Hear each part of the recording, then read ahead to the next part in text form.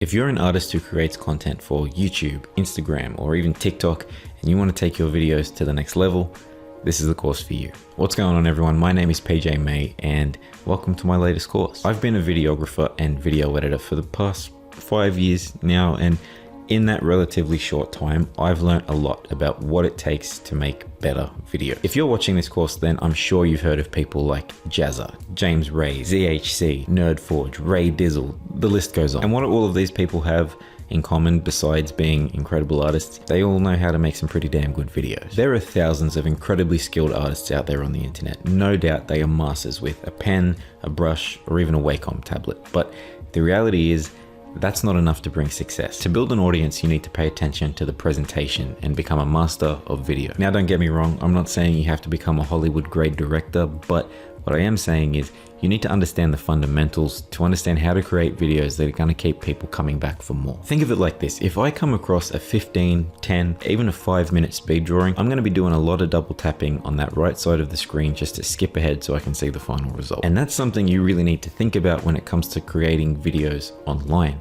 Watch time is one of the most important metrics. If you're creating 10-minute videos that people are watching in 2 minutes or less, you're not setting yourself up for success. In this course, I'm going to be teaching you how to not only up the production value, but also, and perhaps more importantly, the entertainment value of your video. By the end, you'll be fully equipped with everything you need to know how to create videos that are going to keep your viewers hooked. Keep in mind, my focus here is going to be entertainment-based content, but if you're someone who does create tutorials, a lot of the principles that we're going to run through here will apply to you as well. I'm going to be breaking down the entire production process, and I'm going to be showing you exactly how I created this video where I customize a pair of sneakers. We're going to be covering the pre-production and the planning. I'm also going to show you how I set up my shoot and plan my shots to maximize how engaging and attention grabbing the video can be. And then finally, we're going to go through the entire video editing process. Now, I have 2 other courses that I've made previously that might be worth checking out before we get started here. The first is an introduction to shooting, where I break down everything you need to know to get the most out of whatever camera you're using. I also have a course that runs through the entire video editing workflow that I use. Again, I'm going to be covering the full editing process in this course, but that previous course runs through more of the details of how I keep things organized and productive,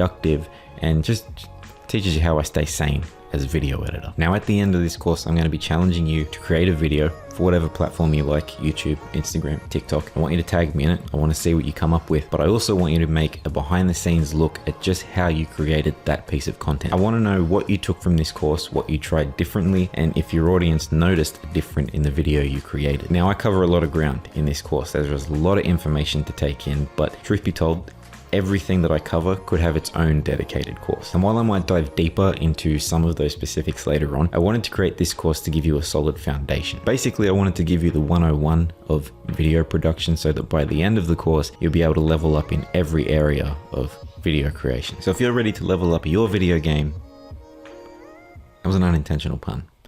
Arguably the best type of pun. Pun intentional, if you will. I don't know where this is going. Let's get started. So the first step in creating our video is something that I'm sure all of you will be familiar with, and that is creating the composition. Just like any artwork, the way you compose your video is the key to its success. Now, in this example for this course, I'm going to be creating a video where I customize a pair of sneakers. And that's the first step for you. I want you to spend some time and think about, what are you going to be making? What are you going to be doing? Is it a simple drawing? Is it a challenge video? Are you going to be trying a new medium for the first time? Whatever it is, take that concept and write it down. Now, when you have your concept, we're ready to move into the actual planning stage. And everyone has their own way of planning these things out. Some people like to write full-on scripts. Some like to just have dot point notes. Some people like to completely wing it. Now, there's no real rule here. There's no wrong or right way to do it, but I do recommend at the very least having some basic notes about what it is that you're going to be doing in the video. When it comes to videos like this, where you're creating an artwork, it's hard to really methodically plan out everything past the intro because you don't know how it's going to turn out. You haven't created the artwork yet. But I feel like it's still important to at least create a rough idea of where things are going to go. Think of this phase as the sketching phase. We're just scribbling through rough shapes and ideas to get a feel of how the final video could look. Things don't always go to plan. This could change. So this isn't set in stone, but for the most part, we're going to come up with a sort of basic structure here, and it's going to be roughly what we're going to try and shoot for. Okay, so when it comes to this video that I'm going to be creating today, I already have an idea of a few of the segments that will be in. Obviously, to start off with, I know I need an intro, and then After the intro, we'll probably have a brainstorm session, and this is where I'm gonna brainstorm some ideas. So after the brainstorming session, we'll go into the actual artwork itself, then there'll be some reveal shots, and then we'll have our outro. These are the 5 stages of the video that there'll be. Now I'm going to go through each of these sections one by one and sort of flesh them out a little bit more. So for my intro, I'm thinking that I'm going to open the video with just a simple unboxing. After the unboxing, I'll probably move into a brief just talk to camera section. This is where I'll just introduce the video. The customs that I'm going to be working on in this video, they're going to be for a friend of mine, and she requested that I do a Spirited Away theme. So I'll mention that. I'll run through whatever ideas I already have about, you know, what I might try and do and what I'm going to explore. Also, these are only the second pair of customs that I've done. So what I want to do is bring out the first pair that I did and sort of mention what I sort of encountered last time, what problems I had, what things I'm going to be looking out for this time around, and what things I might do differently. I'll have my comparison section, and I think that'll be it for the intro. After our intro is done, then we'll move into the brainstorming section. Now this is going to be the section of the video where I'm looking at reference photos, maybe doing some sketches. I'm thinking at this stage it's just going to be a time lapse with some voiceover, so I don't really need to make note of anything here. Then we'll move into the actual painting of the shoes. Now, again, this is going to be a lot of time lapse and voiceover. Followed by that, we'll go into some epic reveal shots. And then following the reveal, we'll go into the outro and the end of the video. All right, so this is all pretty straightforward. I'm going to spend some time now going through and writing, not a script, but I'm going to just write some notes to sort of reference when I'm recording the intro. I want to make sure that as I'm recording it, I'm hitting all the important talking points. I tend to ramble and talk a lot in my videos, but in the filming stage, that's not that important. Like, you don't have to worry about that too much. You can always cut it out. It's better that you say more than less. All right, so I'm going to go through now. I'm going to spend some time just writing out a very rough intro, and then we'll come back.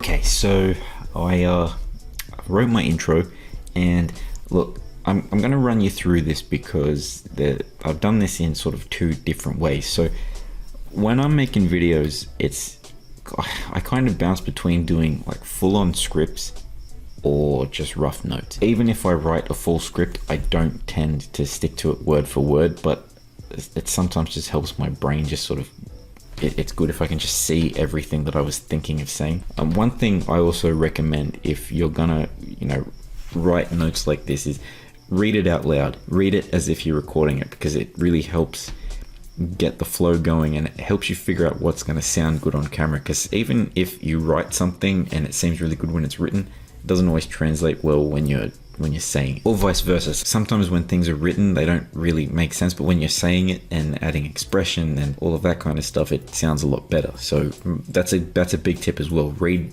what you're writing out loud as you're going. So as I was writing this, I came up with a little bit of a change to what I kind of outlined here originally. So when I wrote this plan, I was initially going to start with an unboxing and then go into the talk to camera. Now when I was writing, I decided that I'm going to flip it. So what I did was I wrote this section here, and this is going to be my opening.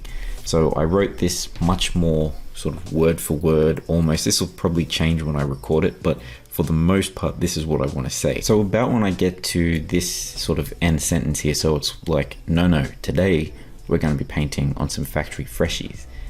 Then I'm going to go into an unboxing sequence. So that's where the unboxing is going to be now. And then we'll go into continuation of the talk to camera stuff. Now I've inserted the boxing or the unboxing here because I think this intro, it's a little bit longer, or it seems like it's going to be a bit longer than I initially planned. I think splitting it into 2 halves with the unboxing in between is going to make it a little bit more watchable. So I'll go from the unboxing and then we're going to go into the rest of the intro. So you can see everything here I've separated into just bullet points. When I read through this, it's not to read word for word.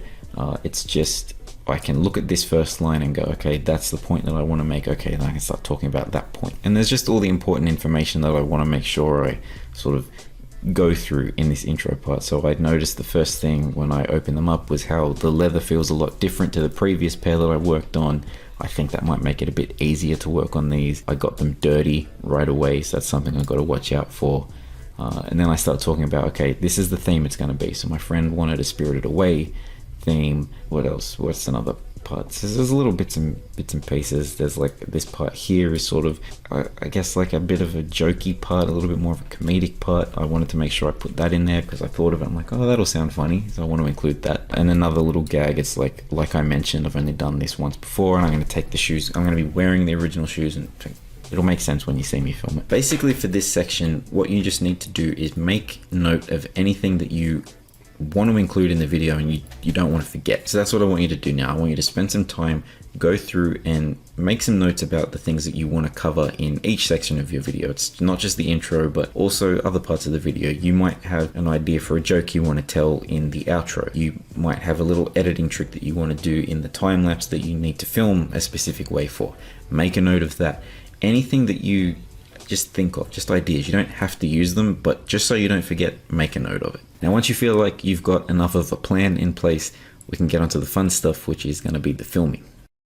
So following the plan we made in that last video, I know that my intro is pretty much going to be 3 sections in itself. We're going to open with a talk to camera section. We're going to transition into the little unboxing segment, then back to another talk to camera section. So there's three things to film. I'm thinking we're going to do a little bit of movie magic here, and I'm going to set the shoot up in such a way that I can do the unboxing first, and then I'll record the beginning of the intro and the end of the intro together. So it's just going to save a bit of time, because otherwise I'll have to set up for the talk to camera, adjust everything to do the top down shot, and then go back to the original. It just makes more sense to film everything in such a way that saves a bit of time. So that's something you should also take note of. You don't have to film everything sequentially.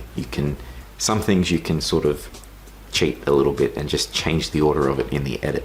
So that's what we're going to do. We're going to set up for the top down shot first, and I'm going to show you exactly how I'm going to do that. So this is going to be fairly simple. There's not going to be a whole lot to this shot. I have my little top down rig here, and pretty much what I'm going to do is I'm going to have a camera mounted up on that so that we can get the nice little top down view. I'm going to make sure I have really good audio for this shot as well, because I've seen this thing that a lot of shoe customizers and like sneaker reviewers, shoe tubers do, where they'll do an unboxing that has like a ASMR element to it. So I'm going to try something like that here. I've never shot anything to do with like an ASMR thing. To be honest, ASMR freaks me out a little bit, so I'm going to give it a shot. I'm going to see how it turns out. So I'm going to try and set this shot up in such a way that it's basically going to be the same setup for the actual talk to camera section. I'll just have to move the cameras and maybe the lights. I'm going to get everything positioned in generally the same place. So I'm going to do that now.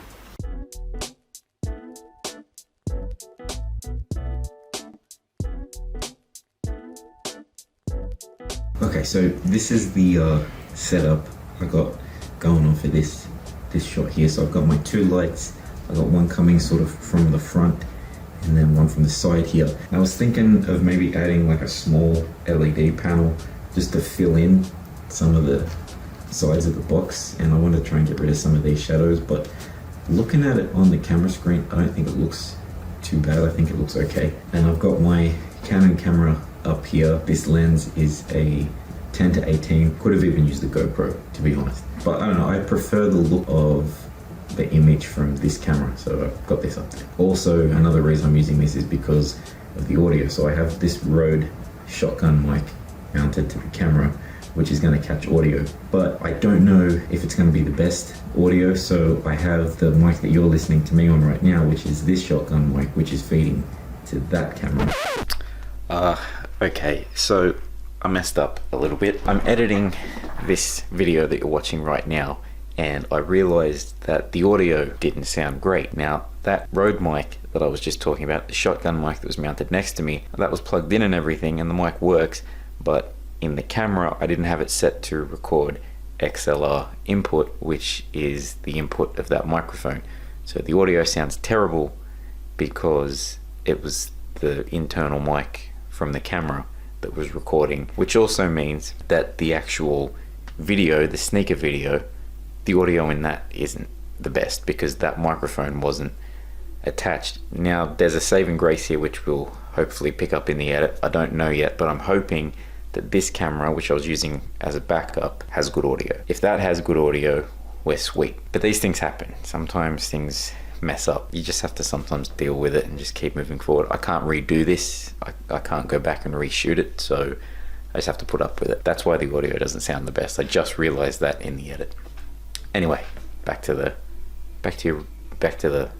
course. So for this shot, like I mentioned, it's going to be a little ASMR kind of thing. That means audio is the biggest priority. So I want to get the most out of the shot. I don't just want to like just, you know, chuck the box in the frame, rip it open, whatever.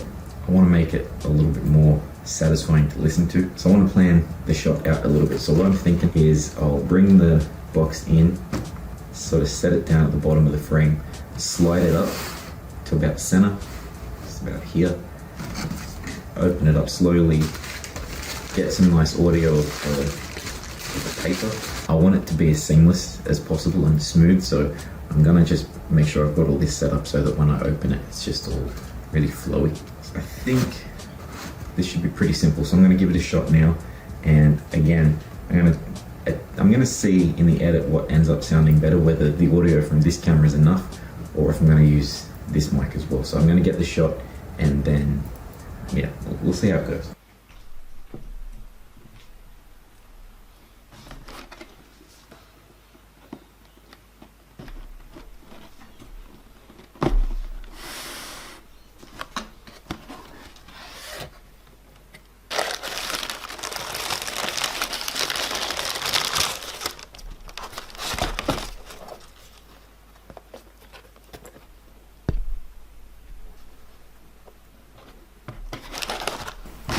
I'm just going to do a second shot just in case, but that was pretty good.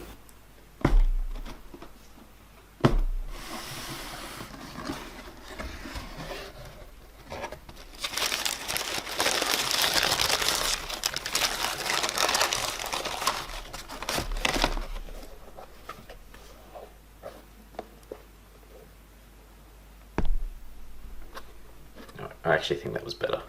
Alright, so I got the shot. I took 2 takes just to make sure I got a better one. I actually think the second one is the one I'm going to end up using. I think there was some better sounds with that. You'll notice at the end of that shot, I brought the shoe right up to cover the lens. That's because I'm going to do a transition, and I need to remember that for when I open the outro, I need to uncover the lens. Usually when I do stuff like this, I forget, so I'm going to make a note of that for when I start filming the next talk to camera section. Okay, so that's the top down shot. That's all ready to go. We're done with that. Now I'm going to move into the talk to camera stuff. I'm going to have to do a pretty much completely different setup for that shot, but I'll show you how we're going to do it. So the setup is going to be not too complicated. This here is my main camera rig. This is the Blackmagic 4K. I'm going to have that as my main talk to camera, so that'll be facing front on, and connected to that through this cable is the shotgun mic that you saw before, this one. Now, last time I shot a video like this, the audio wasn't the best, and I kind of had the mic mounted just here in front of the table, and the problem with that was I think it was catching kind of the like reverb of my voice. No, actually the problem is I'm an idiot and I didn't have the mic set to record at all, so it doesn't really matter where I end up putting the mic because it's not recording anyway, so the audio's just not going to sound great from that mic. So yeah, good job. What I thought I'm going to try and do is have it connected to the top down rig somehow. Don't know how I'm going to do that because I don't have any kind of mount that will attach to that, because I need to have a camera up there as well, but I'm going to figure that out, see what I can come up with. Ideally I want the mic to be out of the shot because I just think it looks better not being able to see the mic, but if you can see it, it's not the end of the world. The audio is the priority. Like, I'm not going to sacrifice the audio quality to make the image that much nicer. It's not going to be much of a big deal. So I'm going to see if I can get it into a good position and keep it out of frame, but if not, it doesn't matter.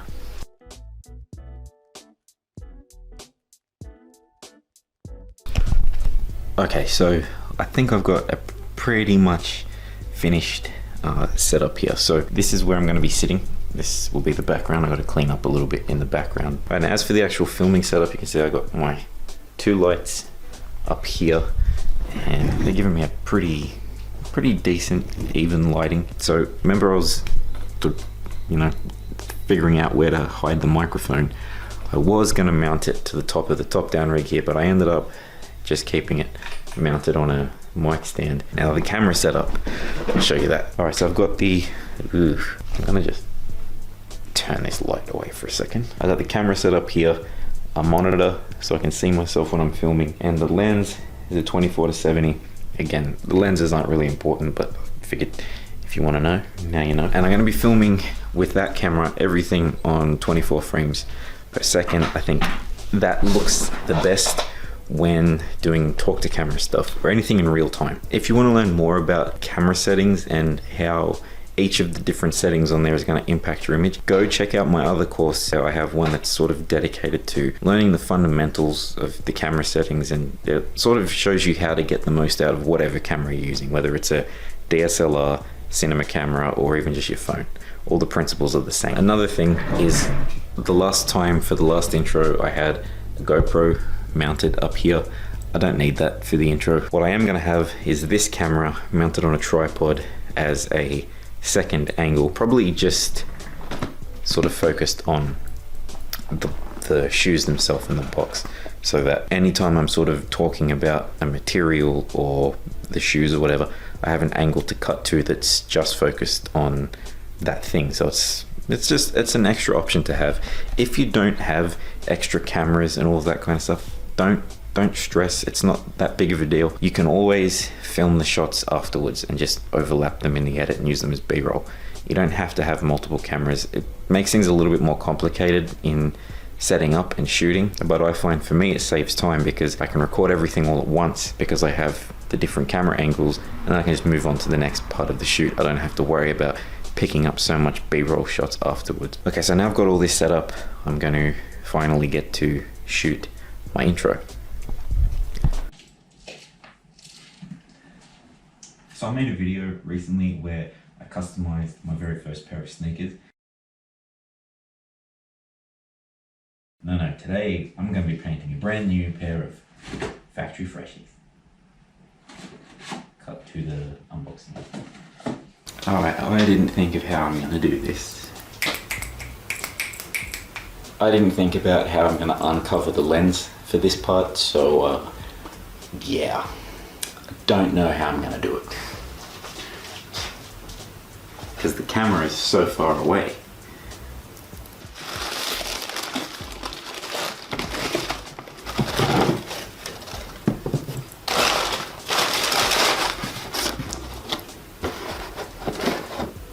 Okay, I'm going to try and uncover the lens with the shoe, but it's just so far away, man. Alright, I need to look at the unboxing footage because I need to see what shoe I used.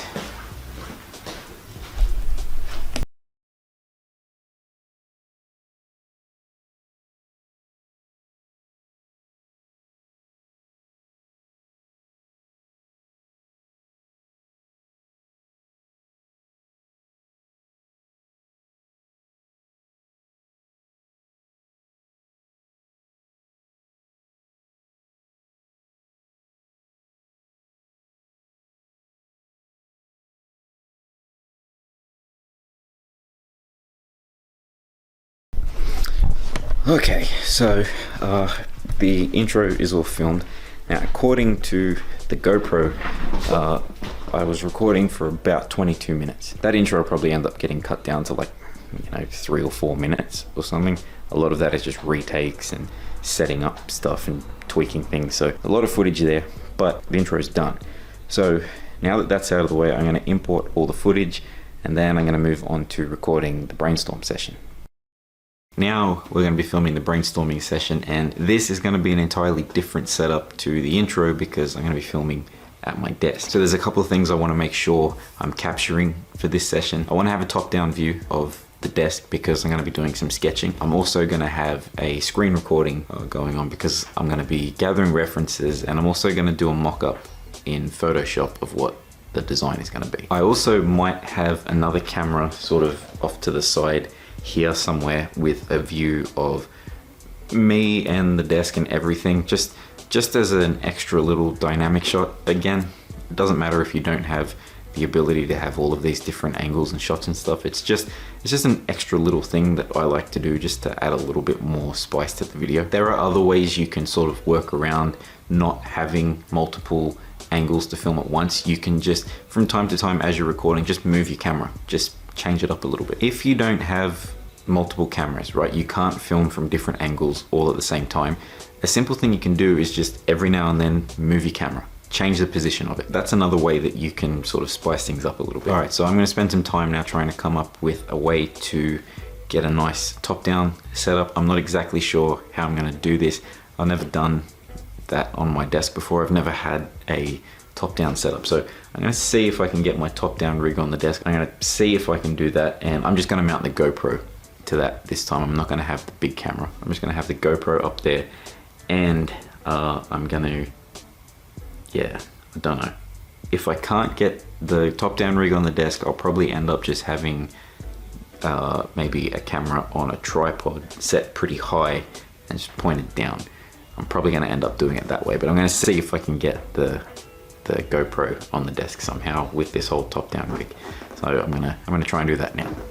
So this whole process was pretty simple. I managed to get my top-down rig on the desk, which I thought was going to be a bit tricky, but it turns out it just fits. I had my GoPro mounted to that, and you can see I've got that plugged in to an outlet, so it's got continuous power. Now I ran into a little issue with that. For some reason, when I had it plugged in, it just wouldn't record. It kept glitching out, and so I ended up losing not a whole heap of footage. It didn't really matter too much though, because most of the designing I did in Photoshop, so the screen recording was capturing that anyway. I had my Canon camera set up on the side, just capturing a second angle, just to make things a little bit more dynamic. Like I said before, if you don't have an extra camera to use, it doesn't matter. It's not a big deal. I just like to use those extra angles because it makes things a little bit more interesting in the final edit. As you can see, I end up moving the camera and move it over to my left side, and now it's sort of a zoomed in angle showing a little bit more of a close-up of the actual sketches that I'm doing. So overall I was recording for about 2.5, maybe 3 hours. So I was doing this for a little longer than I expected to, but once it was all done and I had a design that I was happy with, we're ready to move on to the main artwork shoot.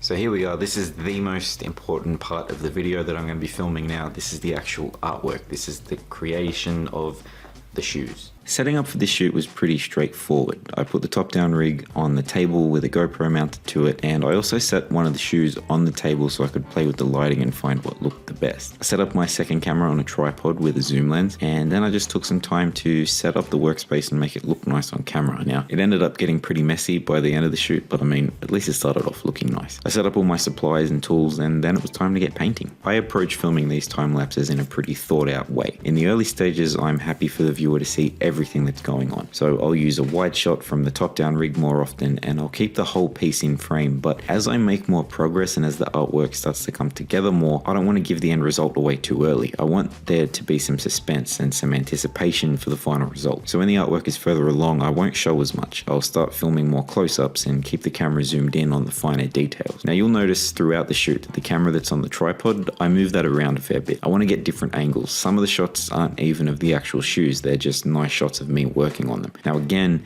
it's just all about getting shots that when edited are going to create some visual interest. You can see here that this is where I start to work on the box, and remember when I said at the very beginning that things don't always go to plan? Yeah, this didn't go to plan. The box turned out to be a massive pain to paint, so I ended up just giving up on that. And when things don't go according to plan, I feel like it can be really easy to just throw that footage away, but I think including the fails adds something to the video. It makes it feel more grounded, and I think in a way it adds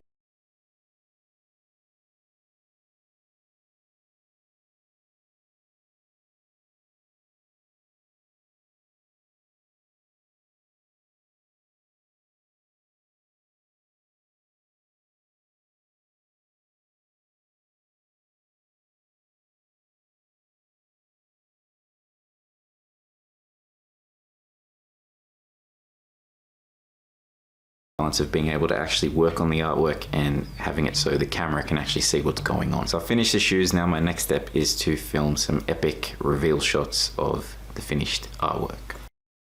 Now we're going to be filming some epic reveal shots. When it comes to art videos, I feel like some nice, satisfying, epic reveal shots, they're essential. You gotta have them. This is my favorite part of the entire filming process. I love doing this bit. This was my favorite part of it when I was working with Jazza. In terms of filming and editing, the reveals, it's the best bit. And the best part about these is these are the easiest clips to repurpose. You can use these for your Instagram, for your TikTok, whatever. You can edit together these really nice, epic looking shots and you can use them anywhere. So when it comes to how I shoot these kind of shots, these reveal shots, key things that I like to do is I always shoot at a higher frame rate so that I have the option to do some speed ramping, some slow motion in the edit. But beyond that, there's no real set rules here. A good formula that I like to follow, which we'll talk about in the edit, is sort of starting off with a wide shot and then going in, showing all the little details, and then ending with another wide shot showing the entire finished piece. That's a good way to kind of do it. But again, it really comes down to what you're filming. Cover any of the main points you talked about in your voiceover if you used one. Also use this time to pick up some extra B-roll, because in the outro there might be things that you talk about that you might want to overlay a clip of. So just get as much footage as you can, basically. Just show off the way they look. In terms of lighting, I'll probably be moving the lights around a little bit from shot to shot just so that I can make sure I have the best lighting for each individual clip that I get. Again, the shoes are the subject, right? So that's what's going to be the priority when it comes to lighting. I might even mess with doing some different colored lighting just to see how that looks, but very basic setup. The thing is with the reveal shots, you can do them in so many different ways. For these particular shoes, I'm just going to shoot them in here in the studio, but the other pair I did, I shot them outside because I wanted to get a different feel and a different look. So it really just comes down to, you know, what you're shooting at that particular time. But in terms of like general rules to follow, shoot it in slow motion if you can, or in a high frame rate so you have the option to use slow motion. All right, I'm going to stop talking.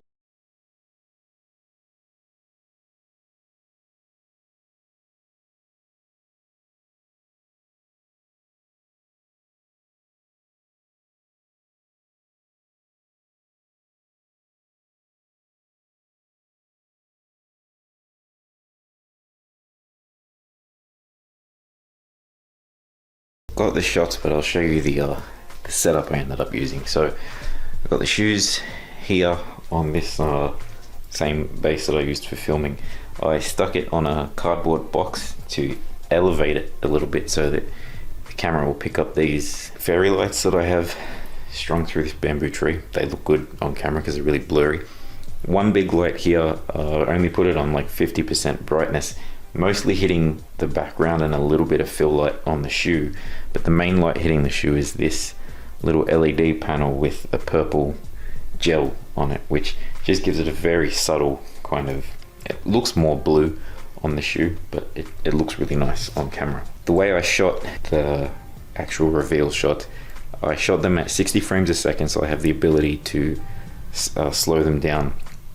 Really though, the way these are going to look the best is when we edit them, so we'll go into more detail in the actual edit phase. But as for the setup, this is what it was. Very simple. I spent a fair bit of time just getting some really nice shots. I also shot some vertical shots, so this way, so that I can use them specifically for like IG Reels and TikTok and stuff like that. So that's something to think about as well when you're filming your reveal shots or any part of the video. Think about maybe getting some vertical stuff as well, because it's much easier to use that on other platforms besides YouTube. Even YouTube Shorts you can use that stuff for, but it's easier to use that stuff than try and repurpose these horizontal clips, because you end up needing to crop in, and it makes your life easier if you just film it like this from the start. So that's something to think about.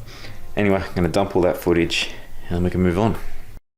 So filming the outro is going to be a very similar process to the way I filmed the intro. This is the end of the video, right? I'm summarizing everything that's happened. For me personally, I find it easier to wing it when it comes to the intro. I don't really make a script. I might make some basic notes and dot points just to make sure I hit everything that I need to cover. But for the most part, I just wing it. So in terms of the setup, basically the exact same as the intro. I have my two lights set up basically where they were for the intro. Two cameras. So I've got my talk to camera, main camera capturing footage of me, have my Canon camera off to the side again with just that desktop view just showing the shoes. One thing that was a little bit different though for the outro is I mounted a GoPro to the top down rig. Now I don't really expect to use that top down view all that much in the outro, but the main reason I have it there is a backup. Because we're at the end of the video, I'm talking about the finished artwork a lot more. So I want to make sure that I have as much usable footage of those shoes as I can. So yeah, I have my Canon camera capturing a view of them, but because I'm talking and I'm kind of distracted, I might not always remember to make sure that I've got the shoe positioned in such a way that the Canon camera can see it. The top down view is a very wide angle, so I'm always capturing something. If I kind of miss framing it properly, I've always got that top down there as backup. Now again, don't expect to use it all that much, but it's just there as a nice, just in case. All right, so outro's all filmed. Now what I have to do is go and transfer all the footage, and then the next step is going to be recording a voiceover to use in the time-lapse portion of the video. So that's what we're going to be doing in the next video. So now I'm going to record a voiceover to use in the time-lapse / montage portion of the video when I'm creating the artwork. Wasn't exactly sure how I wanted to approach this. There's a few different ways I could do it. I could leave out the voiceover entirely. It's optional. Don't have to do it. I could do a voiceover that runs from the entire brainstorm session all the way through to the reveal shot, or I could have it so the brainstorm session has a voiceover and the time-lapse doesn't, or I could do it so the voiceover comes in and out throughout the video, and whenever there's a point that's worth talking about, voiceover comes in. There's a bunch of different ways to do it. What I'm gonna do, I think, is just have the voiceover run through the brainstorm session, and then the actual artwork is gonna be just music. So it's gonna be a montage. But this video, I think that's the way I wanna do it. There's no wrong or right way to do it. You just go with what you're feeling.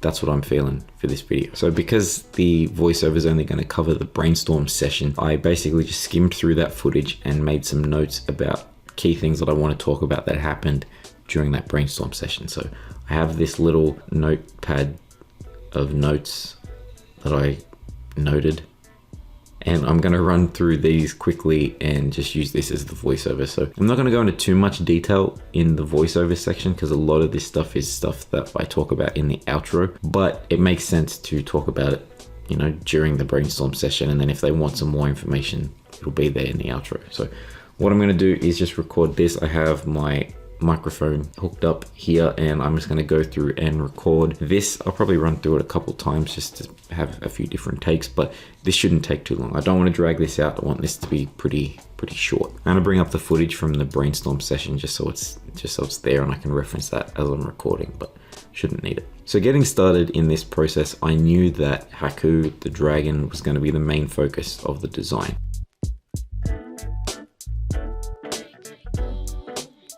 All right, that's my voiceover done.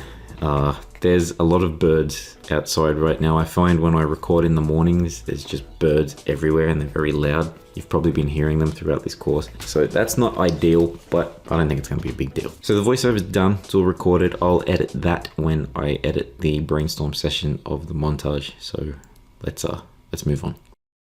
Okay, so we're ready to start editing. Before we jump into it, I just want to show you a little bit of how I go about organizing my files and stuff when I import them. I'm going to go through this very briefly, but if you want to see a more detailed look at how I approach this whole process, go check out this previous course that I did where I run you through my entire video editing workflow. So in this course, I'm going to cover sort of the technical side of editing this video, but in terms of like the organizational stuff and how I set up like templates, and I have basically a system that helps me just be as efficient as possible, and that's really important when it comes to video editing, especially if you're a freelancer or whatever. I really recommend checking that course out, so make sure you go do that. But anyway, here we are. This is my file explorer here. So this is the project folder here, and we'll go into that. You can see there's a you know, the auto saves, here's the Premiere template, and then here's the bin. And in here is where all of the footage is stored. So you can see I've got everything broken down into each segment of the video that we filmed. And if I just go to properties, you can see that there's a lot. There's a lot of files here. We've got 179 gigs worth of footage. Now that is extreme. You probably won't have that much. The reason those file sizes are so big is because a lot of my talk to camera stuff and my reveal shots are shot on a cinema camera. So the camera that you're looking at me through right now is a Blackmagic Pocket 4K camera. Keep in mind though, everything that I've done in this course so far, you could do with a phone. It doesn't matter what you're shooting on. Okay, so I've imported all of the footage into Premiere, and if I open this up, you can see them all here. Now, in each one of these folders, the footage is broken up into the different cameras that I used. So for the intro, you can see I've got my Blackmagic camera, which is my talk to camera, and I have my 80D, which was the Canon camera that I had set off to the side as my second angle. In the brainstorm session, you can see I have my 80D, the GoPro that I had shooting the top-down view, and then a screen recording, and then the time-lapse is the GoPro, the 80D, outro. There's only one Canon file there, that's why it doesn't need its own folder. And there's the GoPro and then the Blackmagic camera. And then the reveal shots, they're all there as well. It really helps to have a system like this where everything's nice and organized, because if I just dumped all of this into Premiere without having it sorted into different folders and different sections, I mean, you can see here, this is all the footage we're working with, right? There's a lot. And that would be really hard to keep track of if we just dumped it all in and not worried about organizing everything. So make sure you take the time to do that. It doesn't take you very long, and it'll save you a whole heap of time in the long run. All right, so in this first stage of editing, I call this the rough cut stage. Now, basically all I'm doing here is I'm laying out all of the talk to camera footage that I have, and all of this is gonna be just cut down just to get a general pacing. I'm not doing anything fancy in this section. I'm literally just taking all of it and condensing it down into the usable parts of the video that I recorded. So I'm gonna run you through for the opening part of the intro in real time exactly how I do this, and then we'll just sort of skip through it and we'll move on. All right, so first off, what I'm gonna do is I'm gonna take my Canon footage and I'm gonna import that. All right, so I've recolored these just so I can, you know, tell them apart a little bit easier.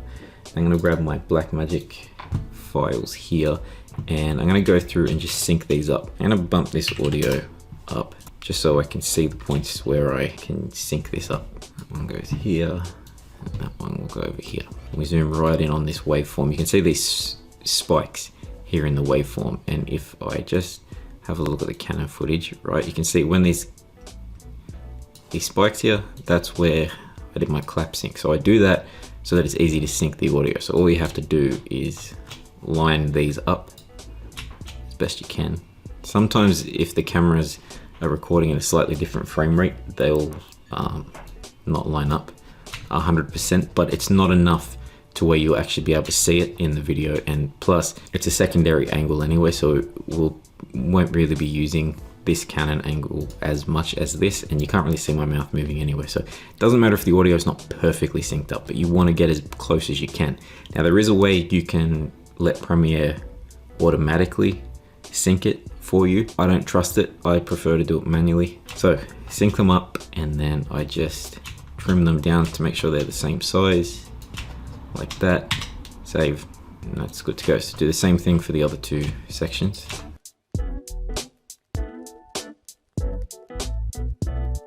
Now this one is a little harder because I didn't clap sync. I forgot to do the clap sync on this one. So I'm gonna just have to find some points that there are spikes in the waveform that I can match up, and I've got one here, so it should be all right.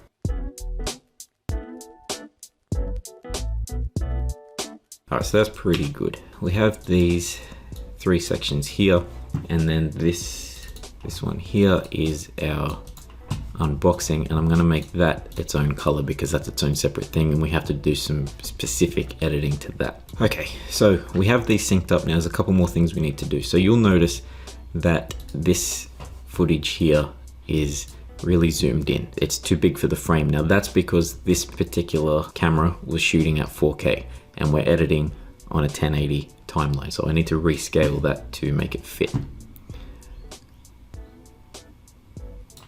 Forget about there and just make sure you're not getting any of the picture showing from underneath. So that's pretty easy, 50. and that one as well. Okay, so they're all matched up. Now the colors don't look very nice. We're going to fix that later on. In the edit, we'll do our color work, but for now, we're just going to leave it as is. The reason you don't want to do your color work in the beginning is because it's going to just make it a little bit harder for your computer to handle. So just wait till the end. These are all synced up. They're ready to go now. One little issue I ran into when I was recording this is with the audio. So my initial intention, because I was recording with this camera, my good camera, I wanted to use the best audio possible. And the best audio that I have is what you're listening to right now, which is this Rode NTG 1 or 3 or whatever it is. It's a really good microphone. The problem is I didn't have this mic connected to the camera properly. It was plugged in, but in the settings of the camera, I didn't have it set to take the audio from the XLR input. So this mic was just doing nothing. It was just doing nothing. Now, that's a bit of a problem because if we mute the Canon audio here and we listen to this, we're in lockdown, right? And I've been watching a lot of YouTube, looking to a lot. It doesn't sound very good. Now, there's a little saving grace here, which is the Canon camera had a microphone attached to it. So if we listen to that, it's a little bit better. It's not the best because the microphone wasn't in the best position, but it's better than the useless blue audio here. So we're going to highlight all of this blue audio, click unlink, highlight it all again, and delete it. It's gone. We don't want it. We're gonna prioritize this pink audio here, which is from the Canon camera. So I'm gonna show you this little trick. This is actually something that I learned recently and it's kind of embarrassing because it's a very basic thing to know, but this helps a lot. So if we play this back, it's pretty quiet. It's not very loud. Okay, and if we watch over here on my audio meter, the best sounding audio for video, you want to try and get it up to about -3-ish. That's a good spot. That's where you kind of want it to peak. Now you can see if I play this, we're in lockdown, right? And I've been watching. It's sort of maybe at the most getting to like -24. It's too quiet. We don't want that. So we're going to boost this audio. So I'm going to just boost it by about 12. A lot of customizers, and I'm doing some really cool stuff, and I wanted to give it a let's go number 6. And I gotta say, for my first attempt, okay, that's kind of where we want it now. It still doesn't sound the best. So what we're gonna do is go over to effects and we're gonna click dynamics. Okay, and we're gonna drag this on, and I'm gonna check this little section here, loop playback. All right, and I'm gonna push I on the keyboard, scroll over a little bit and push O. So this is going to set an in and an out point. And what we've just done is set it so that when I hit play, this is just automatically going to keep looping over and over so we can hear the audio. All right, make sure this is selected. Go scroll down to your dynamics thing in your effects panel, click edit. All right, and that's going to bring up this menu here. So all we're going to worry about is the compressor. So we're going to turn that on. And we're also going to use the limiter in a second, but we'll just focus on this for now. So what we want to do first is listen to this audio, and we're listening for the lowest points of the audio. So the lowest parts of where I'm talking, and we want to look at what number that's sitting at. And when we can kind of pick roughly what that number is, we're going to put that in this threshold section. So video recently where I customized my very first pair of sneakers. We're in lockdown, right? And I've been watching a lot of YouTube, looking through a lot of Instagram, and I'd say, all right, so it's about -15, I'd say. And then what we're going to do with that is go to makeup. A general rule with this is take that number in the threshold, take away 5, and that's what you want it to be, not negative. Okay, so we're not doing -10, we're doing +10. Now, this is going to sound really loud. This is going to make it sound loud, but we're going to fix that in a second. But what that's done is it's boosted all the low points up. I made a video recently where I customized my very first pair of sneakers. Right, it sounds pretty loud. So now we're going to go over to here to limiter. We're going to turn that on, and in the threshold part, we're going to change that to -3. So now what that's done is it's not letting the audio pass -3, and it's not letting it dip too low. So if we listen back now. So I made a video recently where I customized my very first pair of sneakers. We're in lockdown, right? And I've been watching a lot of YouTube, looking through a lot of Instagram, and I'd seen. So that sounds a lot better. Now something I suggest doing, because we're going to be using this audio, again throughout the video, is scrolling over to the effect, okay, in the effects panel, going here to dynamics, right clicking on it and clicking save preset, okay, and name it what you want and then put it in a favorites folder. And I've done that here. So you can see if I go on my favorites folder, this one here, this Rode Video Mic Go 1, that is a preset of this exact effect that I can use anytime I use that microphone, because the audio usually sounds basically the same, and I can go in and tweak it, but it gives me a nice starting place. All right, so again, I'm gonna take both of these, turn them up by 18, go back to this one, take our dynamics effect, Control C, Control V on this one. Okay, and now a few things that are more set video where they will sound the same. All right, so these are all ready to edit.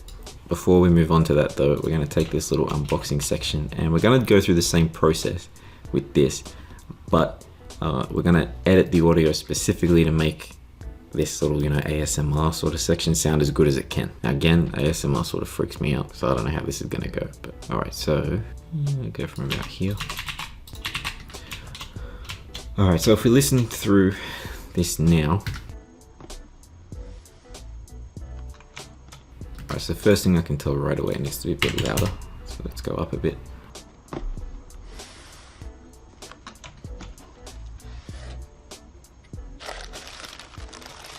It might boost it up to 3. Yeah, that's okay. All right, so now what we have to do is go through, and basically we're going to do the same thing. We're going to take that whole dynamics effect and we're going to use that and level this audio out. So I'm going to just use my preset.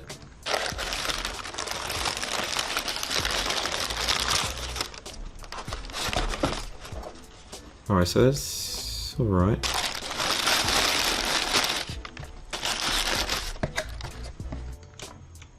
I'm actually gonna lower it a little bit. Okay, so listening through this, the low points, they sound pretty good.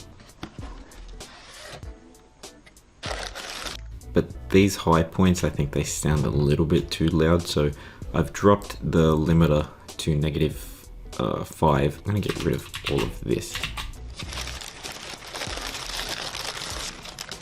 I guess that's not too bad. You know what? I think that's okay. So this is the take that we're going to end up using. This was the second take of the unboxing. Okay, so we have them here. I open the shoes and then you can see I cover the lens. Okay, and that's going to be for our transition. So I'm going to make a cut when the shoe fully covers the lens like that, so it's fully black, and I'm going to get the sound effect. And then here we can get rid of that. All right, so this is gonna go in here. This is all ordered in the way we need it. So now it's time to actually get into the actual editing. Now, the rough cut, like I said before, basically we're gonna be taking all of this footage here. We have 18 minutes, 44 seconds. We're gonna cut down as much of this as we can. We're gonna get rid of all the mistakes, all the pauses, all of the useless stuff. We're gonna get rid of it all, and we're gonna just get down to a rough version of what our final intro is gonna look like. So you can see here, the reason there's so much is because, I hit record and I'm like tweaking things. I'm sitting there thinking about what I'm gonna say.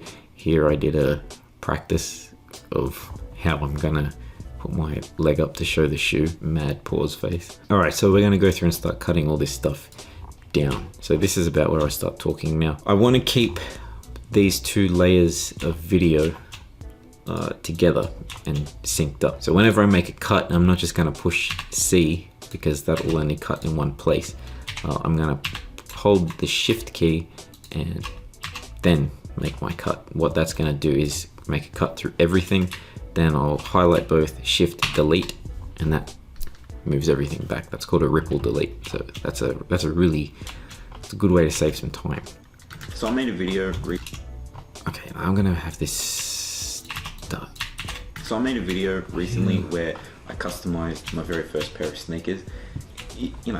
When I'm making these cuts, I like to sometimes cut out just the useless sort of ums and pauses and weird sounds you make when you're talking. Like for example, like that. I don't need to be there.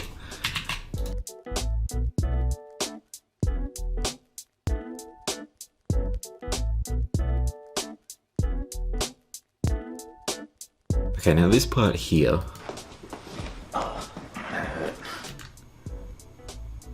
I'm not going to get rid of it just yet, because I kind of think maybe I might use it. I might not, but we'll see.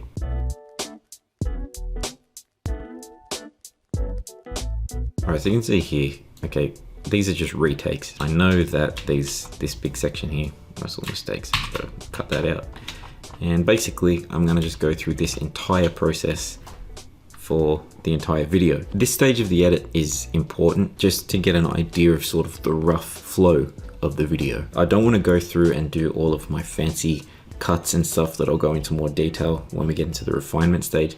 I don't wanna do that in this stage because I'm gonna be cutting things out and there's gonna be mistakes and there's gonna be things that when I watch it through after this pass, I'll be like, you know what, that doesn't need to be there. If I refine it, it's just gonna be wasted time. So I'm gonna go through and I'm not gonna bother doing any of the fancy stuff. This is just rough. It's just so that I know what's in there, because when I go through this again and start refining it, I'll probably end up chopping out more. So that's how the rough cut works. So I'm gonna go through now and go through that whole process for the rest of this intro video, and we'll come back once I've done that.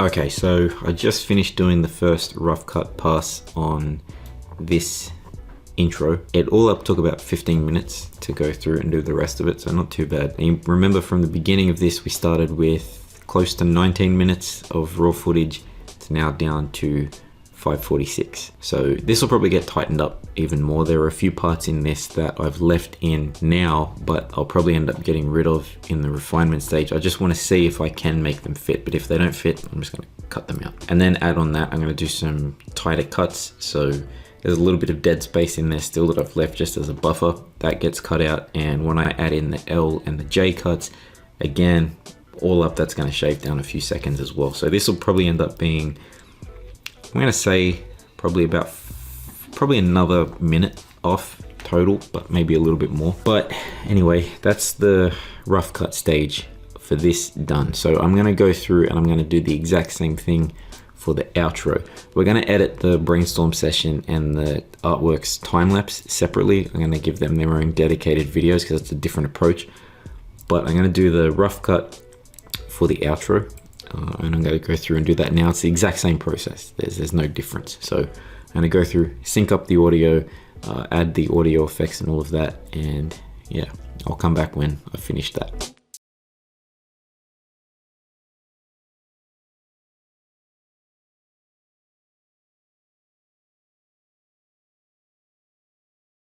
"20 minutes later, I'm finished with my refinement. Wasn't too complicated. There was a lot of dead space and retakes in this, so that got cut way down. Again, once we go into the refining, it'll probably get cut down by another minute, maybe two. There's a fair bit of tidying up to do, but generally, I'm really happy with the pacing of the video. I think it's pretty good. I think it's going to turn out pretty decent. So now that I'm done with my rough cut, I'm ready to move on to the next stage, which is going to be the refinement. So here we go with the refinement process, and this is by far the most involved part of this entire video making process. The refinement process is where everything's going to come together, hopefully, and we're just going to tie up all the loose ends, make it feel like a watchable video. So here is where I'm going to be doing some more intricate sort of stuff. I'm going to be doing very specific cuts, which I'll run you through in a little bit. We'll be doing our background music, our sound effects if they're needed, text overlays, inserting B-roll clips, all of that kind of stuff. Now, generally, how I do this is I'll do it in one pass of the video. So I'll go through it from beginning to end once and just, do a lot of my J cuts and add in little bits and pieces. But then I usually go back and do maybe 2, maybe 3 total passes of the whole thing just over and over again, just to go back and add more little things. Another thing we have to do as well is pick our camera angles, because you can see here we have in the intro we have 2 different camera angles, and then for the outro section we have 3. So we're going to run through it and just, you know, tie it all up. Okay, so the first thing I want to run you guys through are L and J cuts. These are very subtle, but once you start listening for them in videos that you're watching online, or even in movies, you'll be able to notice them every time. So basically how these work is we take our audio layer and we drag it under. Okay, and what we're going to do is have the audio for this footage here start while the video from the previous clip is still playing. Now, we don't want to overlap too much, otherwise it's going to sound weird, but basically how we do it is I hold down the Alt key and drag the video clip back a little bit more than I need to. Okay, I'm going to push A on the keyboard and here, and that's going to select everything to the right of my mouse. And I'm going to drag this all over just so that this audio is starting kind of, you know, here in this sort of dead space where I finish talking and fading out to nothing. So I'm going to again just drag it over just a little bit, and that sounds pretty good. And bring this back, and then what you'll hear is it's very subtle, but you can hear that the part where I say, you know, we're in lockdown, that starts playing while this previous clip is here. Now what this does is helps with pacing. So it can sometimes sound a little bit awkward if you finish a sentence and then there's a small pause and then we go into the next thing. Yeah, you can just cut them really close together, but this really helps with the flow and the pacing, and it's a very subtle way to just grab people's attention. This is something I actually learnt from Jazza. Working with him, he would use these in the videos, but this is actually a technique that's used, you know, a lot of people that make videos will use this technique, and it's used in movie. If there's a scene playing and then they stop talking, and then underneath you'll hear the audio start from the next thing, and you'll know it when you see it. So the reason these are called L and J cuts is because you see here the line between the 2 audio tracks, here it forms a J, and if we did it the other way like this, then it's an L cut. So I tend to use these quite a bit because of the type of videos that I make, but don't do it all the time. It's not necessary all of the time. It's a good way to keep the pacing at a nice pace. So this is what a lot of this first pass of the edit will actually be. I'm going to go through and basically just do all of these cuts. I really want to get the pacing of the video locked in. So here is where I'm going to cut out any extra dead space that I find between words. In the second pass, we'll move on to more of the interesting stuff, but I'm going to go through and do a whole pass on the video just doing these L and J cuts.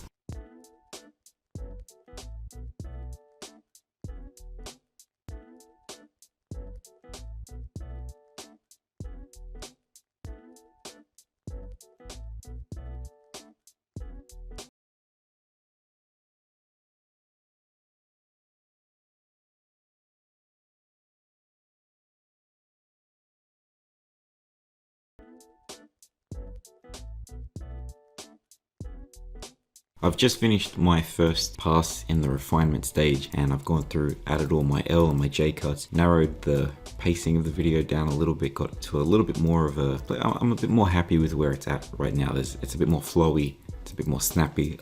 I'm really liking the way it's coming together. So now we're into our second pass in the refinement stage, and this is going to be very simple. This is where I'm just going to basically just watch through the video again and start picking my camera angles. So I'm going to show you exactly how I do that. There's a few different ways you can do this. There's more extreme, more complicated ways that I will use. Sometimes I'm going to just show you the simpler way to do it, just for simplicity's sake, because there's a lot in this course already, so I don't want to overload you guys. Keep in mind, all throughout this refining process, I'm probably going to be cutting things out. So there might be extra little spots where I notice there's a slight pause. It's just a little bit too long. I'm gonna cut that out, shrink it down a little bit. Later on in the outro section, you can see here I've got this red marker. That's a section that I think I'm gonna get rid of. I'm gonna see how it looks if I get rid of that. Okay, so picking the camera angles is very simple. So how Premiere works is whatever's on the top layer, so whatever's here, that's what's visible. So if I drag this clip up, now that's going to be what's visible. So whenever I want to use my B camera, so if I just hide this, so this is the view from the B camera. So I have the, you know, tabletop view. Whenever I want to use that, I'm basically just going to drag these pink video clips up to the top. All right, so I'm going to go through quickly and just get these camera angles sorted, and then we can move on.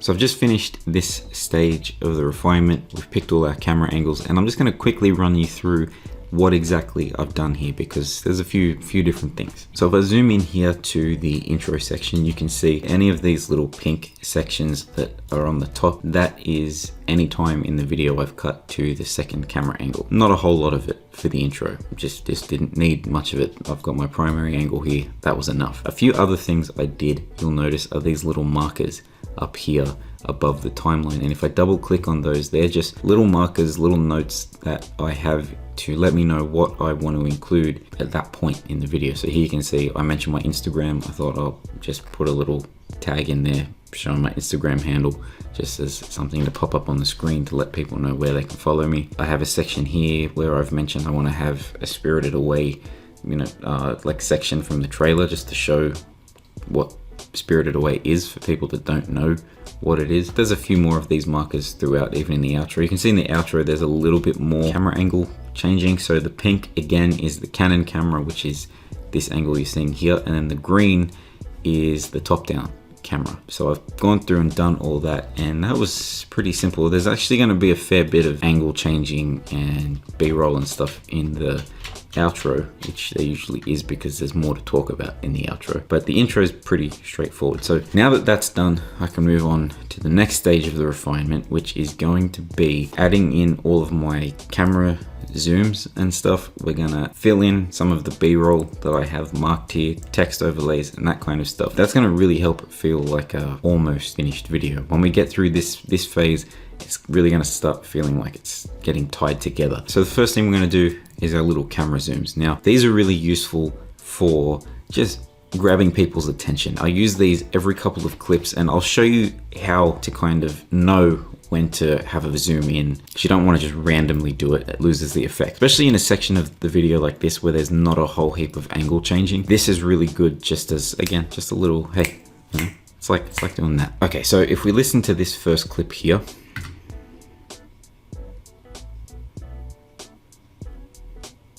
all right, so this second clip here, this is a perfect time to use a very subtle zoom. Now, when I say subtle, I mean subtle. So because this is a 4K clip, it's scaled to 50. So if this is 50%, my zoom is gonna be like 60. Okay, so it's not a huge difference, but it's just enough that when we go from clip to clip,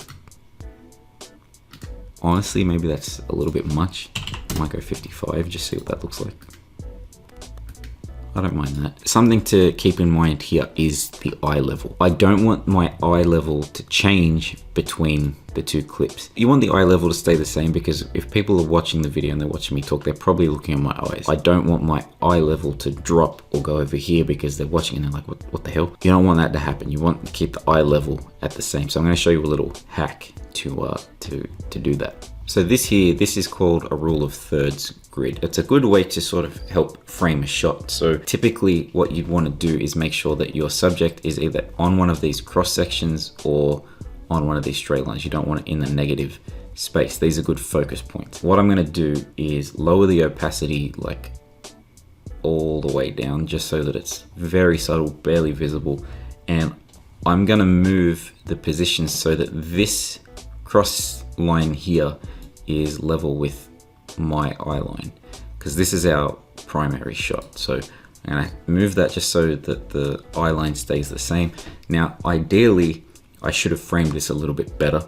I should have had the camera positioned so that my eye line was in the right spot, but it's not crucial. The main thing here isn't the framing per se, it's just making sure that when we're cutting, the eye line stays the same. So this is gonna go here, and as you can see, I've got it running across the whole duration of the thing. And what I'm gonna do is when I make my zooms, I want that eye line to stay the same. So that's actually not so bad. This might not actually need to move all that much. That's roughly where my eye line sits. All right, so now for my second zoom, I'm going to just shift it down just a little bit. Okay, so that's pretty good, right? There's not a drastic change there. If I was looking at my eye line on this clip, it flows pretty well, and that's the point. It's not meant to be like 100% accurate. That doesn't matter. It's just about getting it roughly in the same place. So that's where my eye line generally sits for this primary shot. And when we cut to here, the eye line stays in the same place, so it works. Okay, so what I'm gonna do is go to make sure that clip is selected, go over to motion, right click, save preset. I'll call this, all right, Haku Chuck Zoom 1. This is going to save it as a preset, okay? And what I'm going to do is I'm going to do this a couple of times. So I'm going to do, this is my sort of primary, pretty subtle zoom. I'm going to have another one that's a little bit more punched in. Again, make sure that that eye line is framed up pretty well. And again, save preset. Now the reason I'm saving these as a preset is because as I'm going through the video, I can just go to these presets here, right? I can just go to them and drag them on, and it's gonna automatically apply that zoom effect where I want it. So it's just gonna save a bit of time. So I've got those set up, and then as I go through the video, I can just drag the ones that I want on top. So now that that's done, I can get rid of this. And now I'm gonna just go through the video and watch it through and just figure out where I wanna put those punch in zooms. The rule you kind of wanna follow with these is anytime you're sort of either finishing a sentence and moving on to another sentence or a different topic, that's when a punch in or a zoom back out is going to be used. You don't want to do it mid-sentence. Like this is an example of how I wouldn't do it. It just doesn't flow as well. I want to make sure that I'm only zooming in at the beginning of a new sentence or when I'm making a new point, something fresh. That's when I want to grab the person's attention.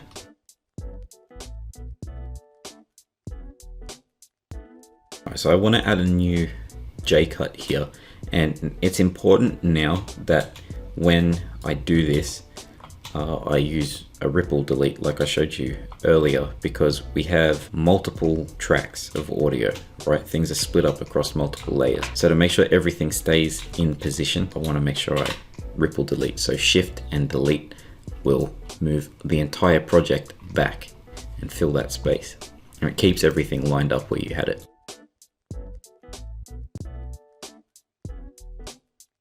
Okay, so here you can see there's a pause, right? So I've gone no. And here I want to add in a little extra zoom, a little keyframed zoom. So it's gonna, from sort of here to here, when I point, I want the camera to zoom in just a little bit more. So what we're gonna do is we're gonna go to where I sort of start to move my hand. So about here. Make sure the clip is selected. We're going to go position and scale. We're going to hit these little stopwatches here, and that's going to create a keyframe. And basically what we're doing is telling Premiere that from this point, I want something to start happening. So we'll go over to the end of where I start pointing. So it's about here, and I'm going to do it again. And now what I do is I'm going to change my scale and my position. No idea, I don't want to go too much. And now what happens is,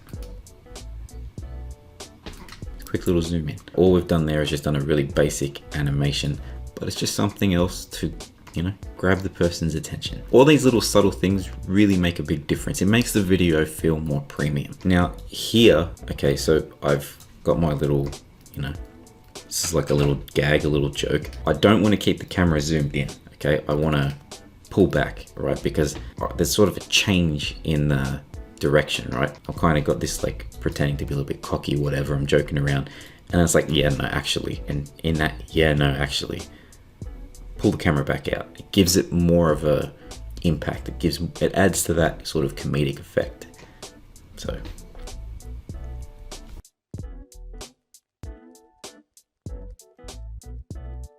Now, to be honest, I kind of want this zoom to be a little bit more, I think. I'm not using the rule of third template here because, you know, I'm not too bad at eyeballing it. Another way you can do it is just sort of put your finger on the screen.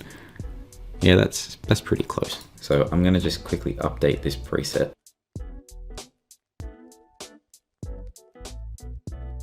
I feel like that's a little bit better. I think the first one was a little bit too subtle. All right, so I know I want to do something with a bit of an animated zoom here. I'm trying to think of what to do. So at this part here, kind of the end of this little gag section, I know I want there to be a hard cut with a zoom, and it has to be drastic. So I'm just trying to think of the direction I want to go. I don't know if I want to have the camera zoom in on this part and then zoom out. Yeah, I think I'm gonna have this end portion here be the most zoomed in, because the next shot is a wide shot, and it has to be a wide shot because I pick up the box. So I hope that makes sense. Because this clip needs to stay a wide shot, I want this one to be quite zoomed in. So we'll do that first. So I'll go to here, pretty drastic, like a pretty drastic zoom. And again, I want to try and line up my eye line, so that's a little bit low. So let's again use the overlay. I'm just using my finger.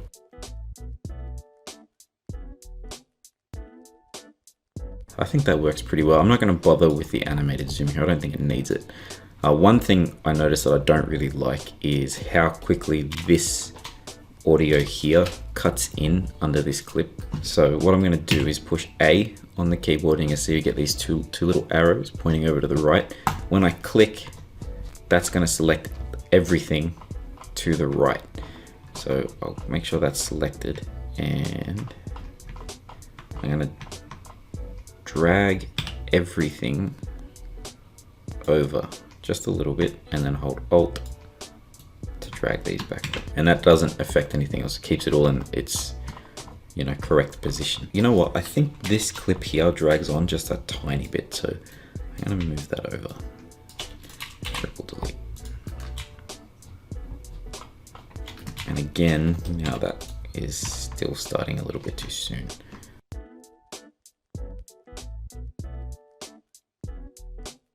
That's better. So you can see this refinement process is just making all these little subtle tweaks just to make the video feel a little bit more polished. Most of this stuff is stuff that the average viewer isn't gonna notice. They're not gonna appreciate it, right? They're not gonna notice it. They're not gonna comment on this specific cut. They're not gonna go, wow, that J cut at 52 seconds, that was great. You did really well there. So, nah, they're not gonna notice.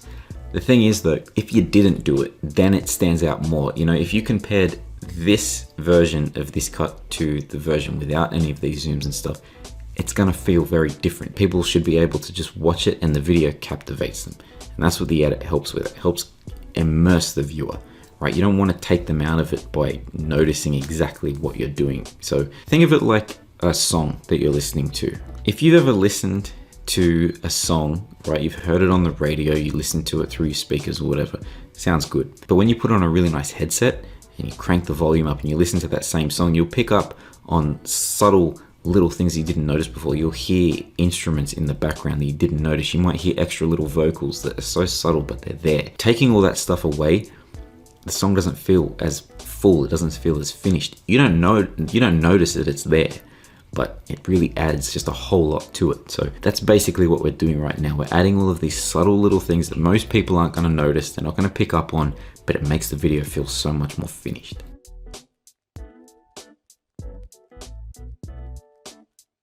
I'm thinking here, because we've got such a kind of, the sound of the box, I feel like that could be a good spot to add just a very subtle zoom. So we'll try one of our presets just to see how they look. Maybe this one.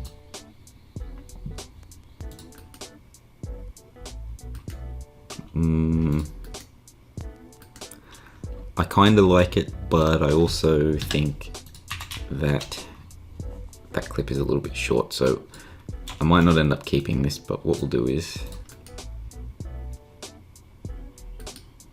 you know what, that works. That works pretty well. I just feel like that clip as it was a little bit too short, so just dragging it out a little bit, that makes it better. All right, I'm gonna keep it with that. So now we go into the ASMR part, and hard cut works pretty well.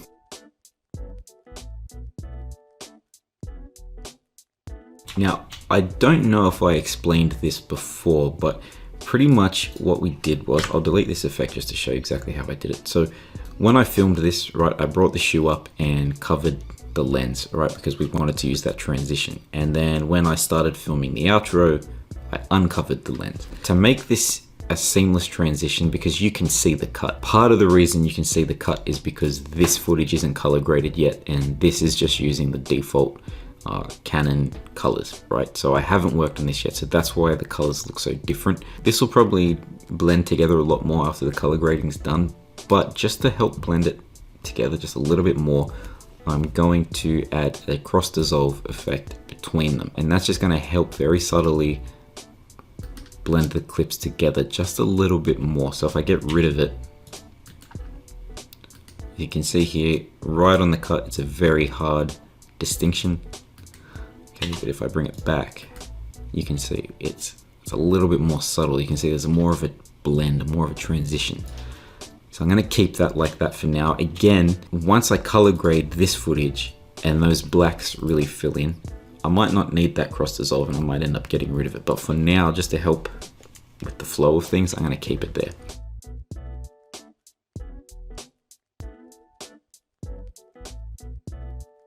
Okay, so here where I reference my beat up pair of Converse, I want to add some B-roll later, but I'm not going to do that just yet. I'm going to add a marker here so that I remember to do it later. So when you're adding a marker, make sure that you don't have any footage selected. So just click up here on an empty layer, okay, and then push M on the keyboard, and you'll see up on the timeline, you'll get a little marker. Sometimes if you have a clip or piece of audio selected or whatever and you push M, the marker will show up on the actual clip itself, so you don't want that. Double click on the marker, and then here in the duration, just drag it a little bit and you can recolor it if you want. And then here I'm just gonna go add B-roll of old chucks, and then hit OK. So that will remind me to add that here.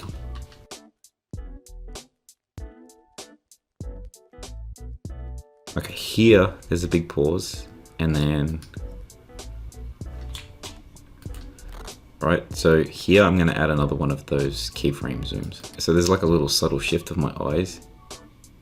All right, and then there I'm going to add a keyframed zoom.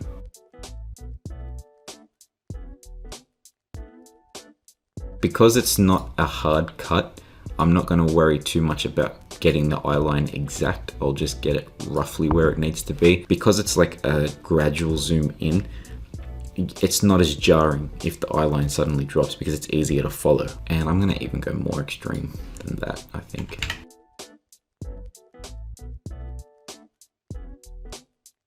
So that's the process. I'm not gonna bore you with any more of this in real time. Now I'm just gonna go through and finish doing this for the rest of this path so we can move on.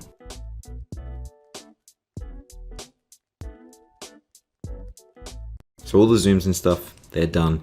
We don't really have to go through and do an entire pass of the video again. All I have to do now is go to each of my little markers that I've set up here and add the B-roll and sound effects and whatever else I've sort of mentioned. This won't take long at all. Once this is done, we can get into the sort of final touches, which is going to be the color work and the background music. All right, so I don't even really need to watch through the video, to be honest. All I'm going to do here is just go to each marker, see what I've written in it, and do what I've written in it. So here is simple.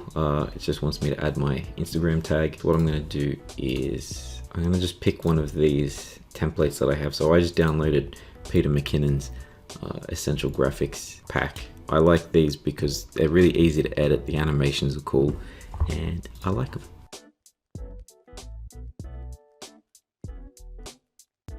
So now we're going to talk about background music. When you add this in and then just rewatch a part of the video, this makes it feel like a finished video. There's a few important things we need to cover when it comes to background music and how I approach this part of the process. First of all, what I want to talk about is my little audio library that I have set up here. Now, I have more details on this in a previous course that I made. Basically, I have a template Premiere Pro project that I have set up that I can just copy and use every time I work on a video. But one of the things I have is this audio folder here, which when I open it up, I have a folder for sound effects and background music. This is just a folder that I can go to and just, you know, I have all my background music that I like to use. It's just something that saves a lot of time instead of, you know, going through and downloading, like looking for a song and then downloading and then importing it.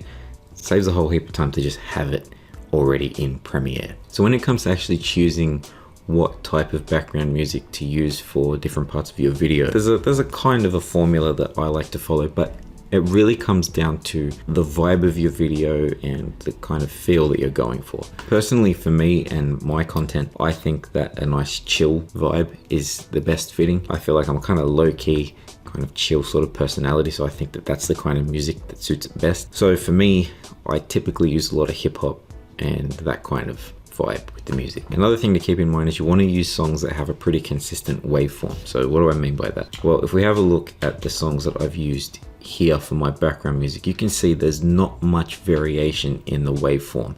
It's a pretty repetitive song and everything sits at pretty much the same level. There's no sort of spots that have really loud sections and then really quiet sections. You don't want to pick songs that have drastic changes in their waveform because it's not going to work well for background music, right? You're going to have sections where you'll be able to hear the music and then sections where it's going to be so low that you can't hear it. Make it easier for yourself and pick something that's pretty consistent. You can go through and edit the audio if you want, but personally I just like to make it simple. So all of the tracks that I've used here have a pretty consistent waveform. They're kind of repetitive songs, but it doesn't matter because you can't really hear them properly anyway. You're more focused on the voice. The background music is just there to just fill it in and just add a little extra something to it, but you don't want to have it too loud. And that's my next point. I really want to emphasize that. Don't make the background music too loud. I noticed that in so many videos.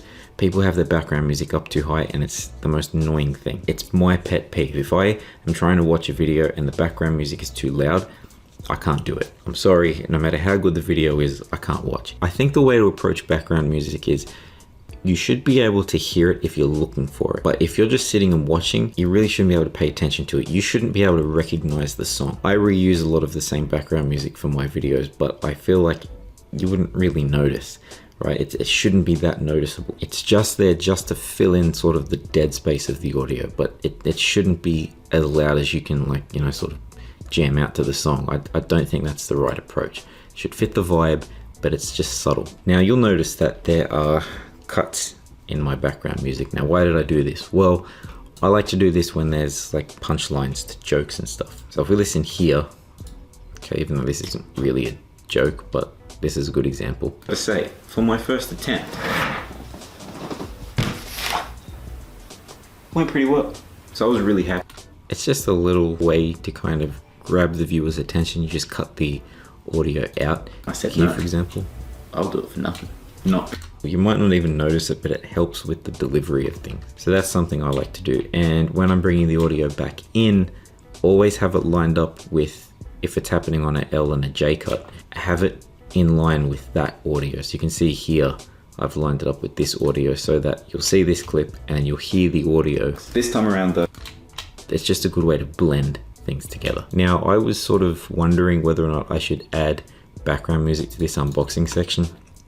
I ended up deciding against it because the whole point of this section was to try and do that whole like ASMR thing. And I don't know if I really achieved that, but I feel like adding background music will take away from that element. So I'm just going to leave it as it is. I don't think it needs it. The next thing I want to talk about is this little section here where you can see these little dots. I want to talk about exactly what that is. So I'll mute this for a second. If you notice on this section of the video, you'll notice this animated zoom. Now, when the background music is in there, I knew by the end of this clip, I wanted the background music to be gone. I don't want you to be able to hear it, but there's no cut in the video. So just cutting the audio out, it might be a little bit jarring. It works in some cases, but not in this one. What I thought would fit better is if as the camera zooms in, the audio fades away. So that's what I did. I've got the background music here, and then as the camera zooms in, the audio fades away. Well, I still really had... Honestly, I think I'm going to drag it over a little bit just so it's a bit more noticeable. The second time I watched it, well, I still really had no... Well, I still really had no idea what was going on. There were stupid birds chirping in the background, but I can't do anything about that. So that was it for the intro. Now, there's one thing I'll talk about for the outro before we move on, and that is, again, relating to the vibe of the music that you want to pick when you're going into your outro. So by the end of this video, right here in this section here will be our reveal shots, and the reveal shots are going to probably be pretty epic. They're going to have a lot of payoff to them, right? It's the end of the artwork. We're showing people the final result. It's exciting. It's going to feel epic. Now, I don't want to go from epic to chill.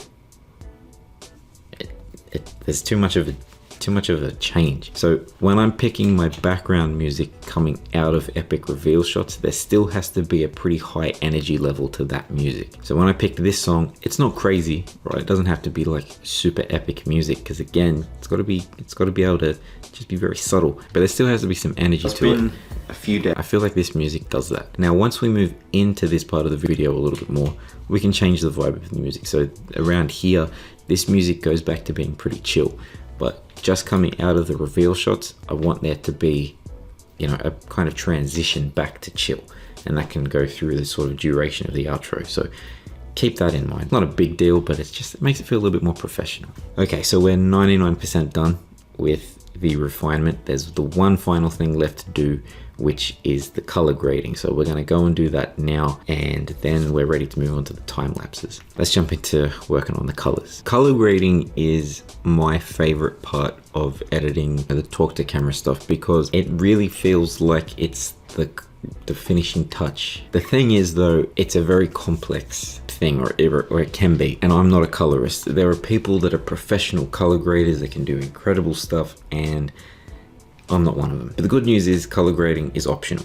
So let me show you a case where you wouldn't need it. So if I look here at my Canon camera footage, you can see the colors look all right. They're pretty good. I don't need to do anything here. But if I look at my Blackmagic footage, it's flat. There's not really a lot of detail. It sort of just looks kind of muddy and a bit gross. The reason for that is my Canon camera is set to record at a pretty standard picture profile, right? Canon is pretty famous for having nice colors. The reason this is flat is because I'm using what's called a log profile. Now, what that is basically just a flat image which allows you to pull a little bit more detail out in the color grade. It gives you a bit more flexibility with things. My Blackmagic camera has a really good codec, which means it's capturing a lot of information, and it means if I wanted to, I could do a lot to the colors. The thing is, this is completely optional, and because it's completely optional, I'm just going to kind of glaze over my general process. Okay, I'm going to show you how it works in Premiere,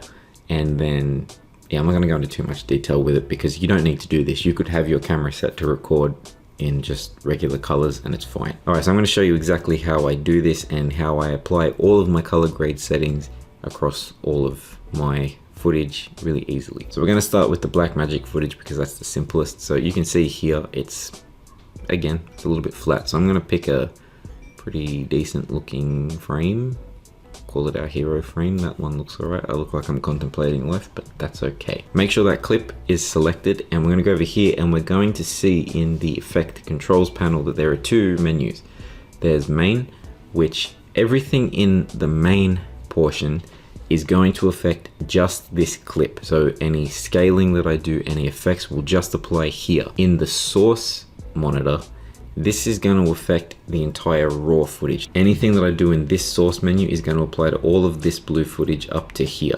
Okay, because this was one take. So this is where I'm going to do my color grade, because I want it to just affect all of this at the same time. Now we're going to look over here to this window over here. This is my source monitor, and we're also going to be looking at my Lumetri scopes window. Now, if you don't see these windows, head over up to window, and then you can turn on those specific windows here. So I'm going to go over to Lumetri color, and again, make sure I'm in source, not in main. Okay, now any color grading I do to this, so let's just do something really drastic just so you can see what's going on.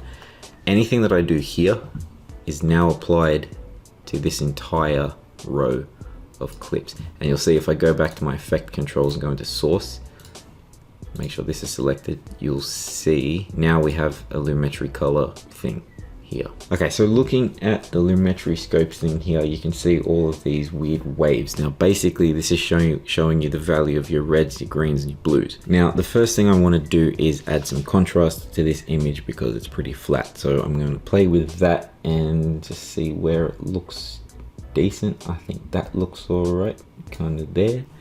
And I'm also going to go to my white balance and I'm going to just click on this little eyedropper, and I'm going to pick a part of the image that I know should be white. So that's about there. Didn't really need to make any adjustments.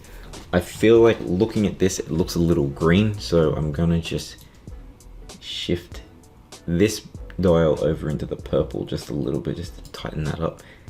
And it might be a little cold, so I might just shift that back a little bit. Again, it's very subtle. Now my blacks, I want to make sure that my blacks are sitting at 0. So you'll notice here on this menu, when I adjust this black slider here, you'll notice the waveforms start to dip. Now I want to move that until we're just hitting 0. And that tells me that my blacks are nice. I don't want to go too far because then you're going to get some, it's called artifacting, and that just, it doesn't look good. That means the image is starting to fall apart. So I want to get my blacks to just touch 0, and that looks pretty good. Okay, so now we move on to the whites, and it's a similar process. I want my whites to be hitting 100, but I don't want them to go past that. It's going to make the image blown out and kind of yuck. So I'm going to drag the whites up like this, and you can see we're at 100 and we're not quite hitting it, but I feel like that's a little bit too much. So what I'm going to do here is take my highlights and drop them down. Now I'm going to boost up the saturation because filming in a flat profile, there's like no saturation. So bring that up a little bit, and I'm going to punch my shadows down a little bit because that's going to help add some more contrast. I feel like that looks all right, but you can see now that I've done that, my blacks aren't hitting 0 anymore, so I can punch them in. And pretty much making sure your blacks sit at 0 is going to make sure that the blacks are actually black. I feel like that looks pretty good.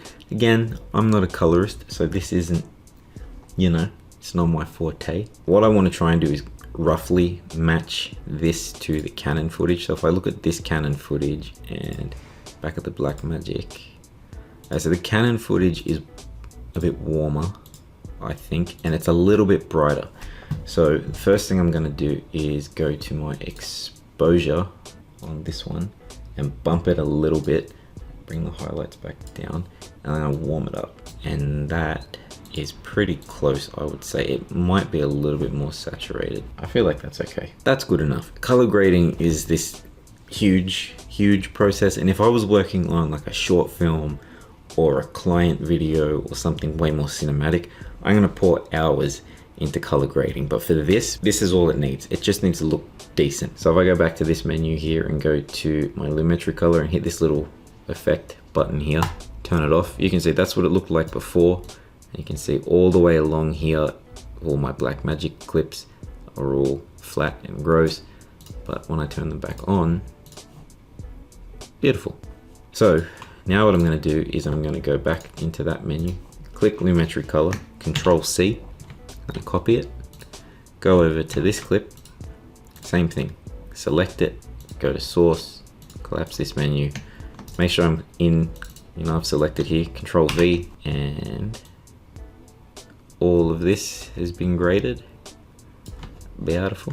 Now I can go to the end. Now because this was shot at a different time of day and the lighting might have been a little bit different, it was a few days later, the setup wasn't exactly the same, the color grade might not look as good. So you can look at this, this needs some tweaking. So I'm gonna make sure I still have the source selected here, and I'm gonna just tweak this a little bit because this doesn't look the best.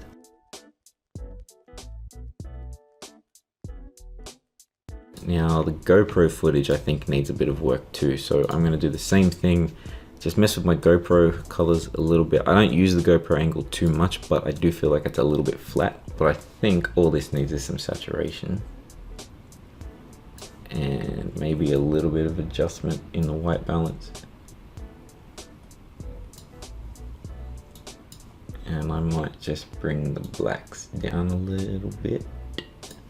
And it's saying it's clipping, so I'm just going to drag the highlights back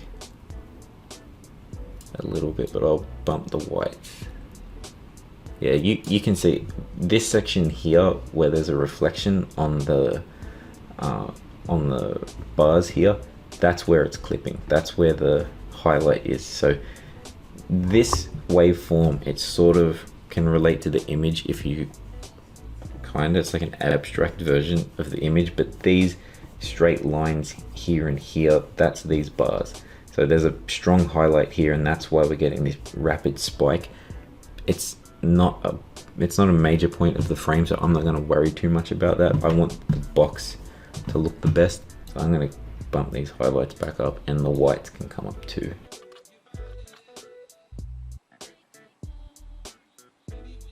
Okay, I think I'm going to leave it at that because I feel like that's enough. So that's the color grading process. Again, you don't have to do this. It really depends on how you film it and if you want to edit the look. Depending on the type of camera that you have and the type of footage that you're recording at, like the quality and the bit rate and the codec, you can't do too much with the footage before it starts to break apart. So if you're using your phone or, you know, an entry-level DSLR or something, just use the inbuilt camera footage. It's going to look fine, especially for a situation like this. You don't need to go into depth with it. I'm not a colorist. There's probably a way better way to do this, and I'm sure colorists are looking at this and going, ugh, what are you doing? This is just the quick and dirty way that I like to do it. So we're done with the refinement stage. We now have a finished video. I mean, minus the time lapses, but we're going to do that next. Long process, as you can tell, but your video doesn't have to be this complicated. I'm just doing it this way because this is the way I like to do it. You could do a much simpler video, you know, you don't have to put this much time into it. So now we're ready to move on to the fun part of the editing, which is going to be the creation of the artwork. We're going to be editing our time lapse or our montage, whatever you want to call it, but I'm going to show you exactly how I do that. So the time lapse or the montage, whatever you want to call it, this creation of the artwork, this is for the viewer the most satisfying part of the video, I think. This is the reason someone clicks on the video. If they want to see the final result, they can just look at a picture, but they want to see the creation process, and that's what this is. So with that in mind, I want to make this enjoyable to watch. I want to make it satisfying and captivating, and I want to make it cool. So the very first thing I need to do, the very first step in the process of creating my artwork time-lapse or montage, is picking the right music. Now, I know that for my whole time-lapse section is basically two parts. There's the brainstorm and then the actual time-lapse painting of the shoes. So with that in mind, I'm going to use two songs. I use Epidemic Sound, but you can use whatever music resource you want. YouTube has a free, royalty-free music library that you can browse through. I've picked two different songs here, and these are going to be for my different sections. So this song here, which is called No Retreat, No Surrender. This is going to be for my brainstorm session. Now I chose this because if we look at the waveform of this song, it's pretty level. And if you remember what I was talking about with background music, you want a song that's pretty level. And this is going to have voiceover over the top, so that makes sense. Now the next song that I have for the actual time lapse is ironically called Haku, because the dragon that I painted on the shoes is called Haku. And I was like, hey, that's...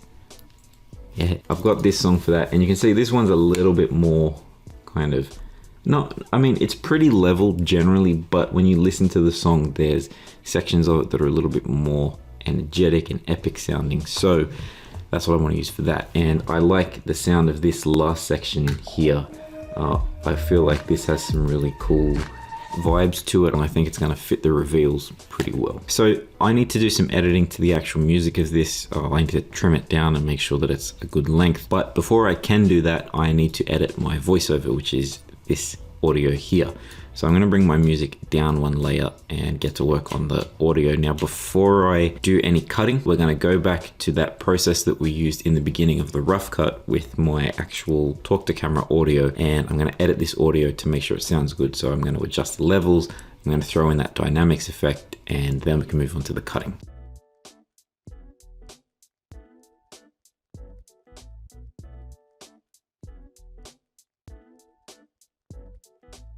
So here I've got my final voiceover.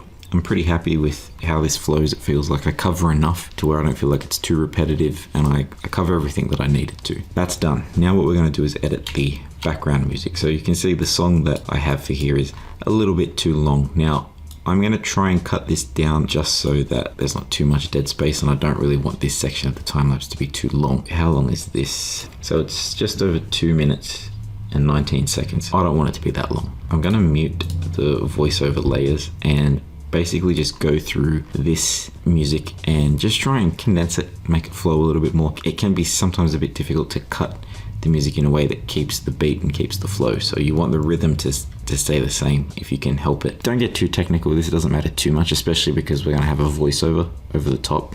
So that disguises it a little bit, but I want to try and maintain it. So I'll show you exactly how I do that. So if we listen to the beginning of this song,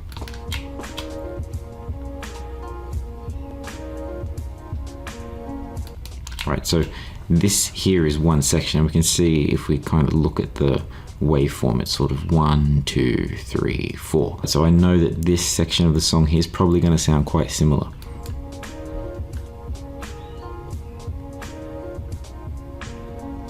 Right, so it's pretty similar. So I'm actually going to make a cut after this first section and have the song start in the second section.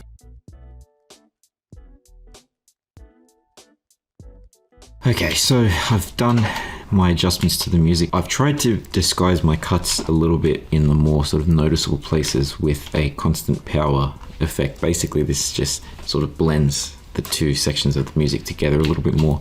It helps sort of cover the cuts. But again, because you can see where these lines here, these show you the volume of the music. So you can see it starts off, a bit higher, but then as the audio comes in from the voiceover, the audio level drops. So as you can see, we start off quite loud, but it'll drop pretty rapidly once the voiceover comes in. So getting into this, I knew that the dragon haku was going to be the main focus. And I feel like that sounds pretty good. Again, like I said before, you don't want your background music to be too loud. You want the voice to stand out. So I think this worked pretty okay. Now that the voiceover is done, I'm going to go into this next song. And how long is this exactly? 2:13. Okay, so listening to this song,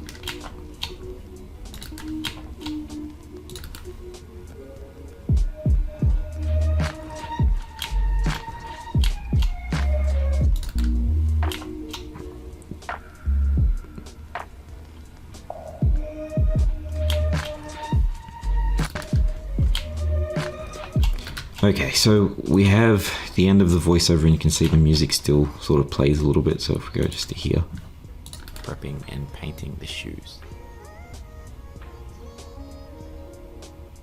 So what I'm going to do is have that come in a little bit, a bit louder. The opening of this song, I think, feels like it could blend well into the previous one. So I think I'm going to try and mess with that a little bit and try and just have it fade in. Painting the shoes.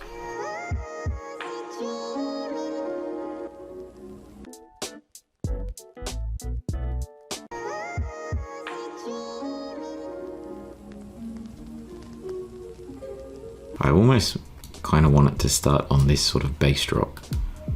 So I wonder how that's going to sound. Again, this is all just very experimental.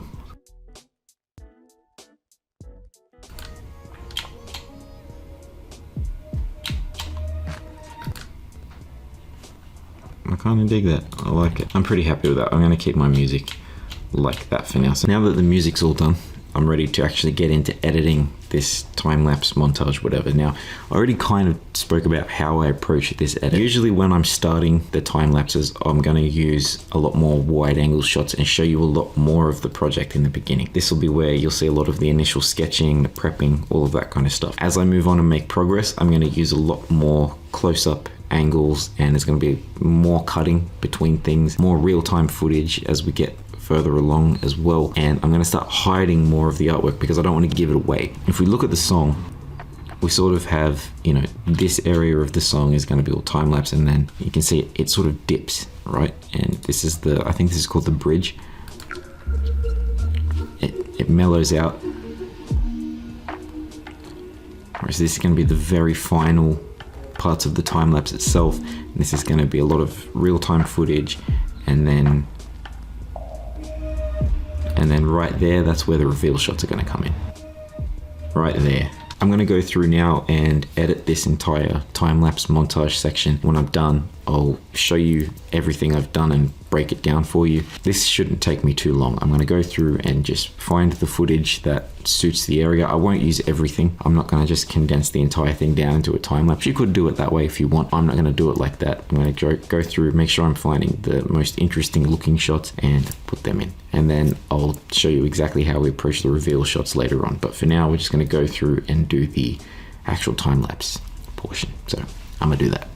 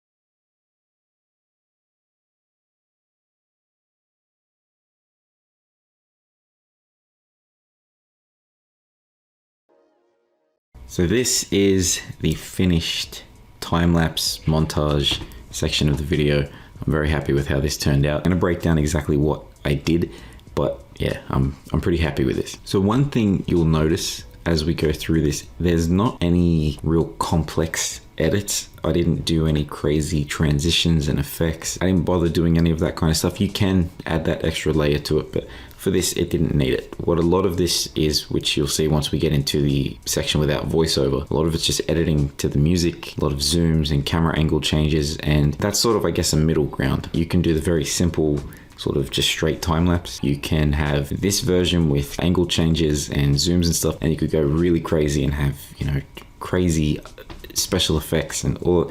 It's a very big spectrum is what I'm trying to say, but this is I think a manageable sort of level of editing. I haven't done anything here that you won't be able to do very easily, so don't worry about this being too complicated. Okay, so this first portion here, the brainstorm session, so you can see here this blue audio is the voiceover that I recorded. We have our music under here, and then the B-roll footage. Now, as I scroll through this, you'll notice that we have a few different angle changes. So I have my screen recording, have a GoPro top-down view, and you can see I've done some different zooms and stuff with that. And then we also have the other camera that was recording a backup angle. So all of these combined, it helps keep things a little bit visually stimulating, visually interesting. I feel like the angle changes and the things that you're seeing combined with the voiceover will stop people from wanting to skip through and skip ahead. I'm going to just play through this very last section of the brainstorm session and let it transition into the time lapse to show you just exactly how I've approached that. And I want you to pay attention to the way the audio sounds. So I want you to really listen for the transition between the track that's under the voiceover and then the new time-lapse music, if you're not familiar with the anime. So once I had my two designs locked in, I printed them out and got to work prepping and painting the shoes.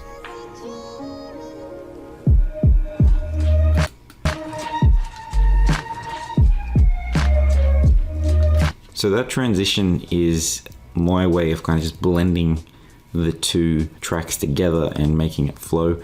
I feel like it worked pretty well. I think they're similar enough in, you know, their, I don't know, the style and the vibe they give off that the transition's not too jarring, but also I feel like the song that I've used for the actual time lapse was a good choice for this kind of style of video that I like to make. There's a lot of heavy beats to it, which is good for making a lot of cuts, and I'm a big fan of the way this turned out. I'm going to break down this section here because the brainstorm session is pretty self-explanatory. I just follow what I did with the voiceover. But for this section, I want to show you how I approach using what camera angles and how much I'm showing. So throughout this whole thing, you'll notice that there's a lot of hard cuts on the beat. So you'll notice here in this first section,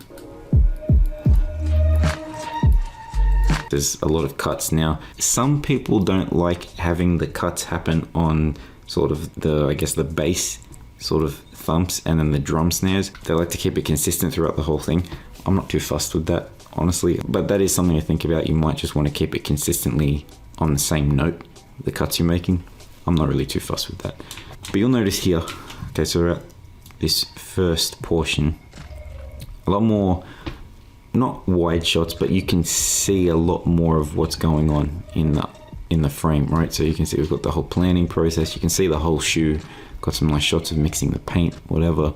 Now here where I actually start painting the shoes, wide shots. You can see the whole shoe. You can see the whole sketch, right? And we go through. I'm using the top-down angle quite a bit. Then as things start to progress, more close-ups. Right, I don't want you to see all of it. So here you can only see sort of the sections that I'm working on, and it's a little bit more out of focus here. Can't really see much of the main artwork itself, just the little detail shots. Same thing here.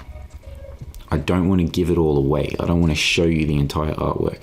And before I even finish working on this one, there was still a little bit to go. I'm on to the next one, and it's the same process. Shots of the whole shoe, right? Top-down angle. But as it starts to come together more, I want to start zooming in more and hiding more of the artwork. And eventually you're not really seeing anything. You're just seeing some nice detail shots of me working on it. And I'm a big fan of this shot. I didn't even realize this had happened. When I first looked at this particular clip, I thought this was unusable, right? Because as I start to paint the shoe, you'll notice the focus shifts off the shoe and onto my hand. But I thought that this was a really good clip to use as the transition into the reveal shot. So I'll play this for you and let you see how this came together.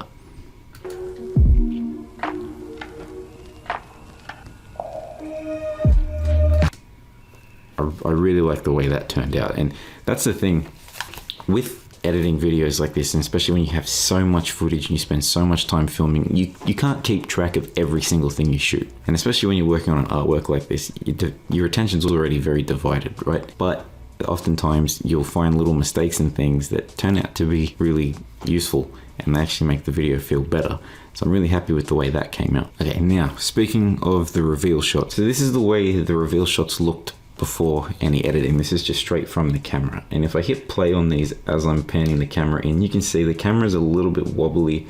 The slow motion really helps smooth that out, but it's not perfect. So after I've gone through and picked the section of the clip that I want, the first thing I'm going to do is add a warp stabilizer. Now this is an effect that I think is a little bit overused sometimes, and it's not just a magical thing that you can just click and drag on and forget about it. It does take some tweaking sometimes. Now it is a simple tool, but don't just throw it on there. There's a couple of things you need to just be looking for. By default, whenever you apply a warp stabilizer to a clip, it's going to be defaulted to 50% in this smoothness section. Now that's way too much, because how this effect works is by default it will crop in both ways, and that's how it's going to sort of shift the image around the stabilizer. So by 50% it's going to be too much. We don't want that. So I always change this to 10%. Very rarely do you need to go above that. Sometimes you can go below. 10% is just my default. Like, that's what I know will generally look pretty good.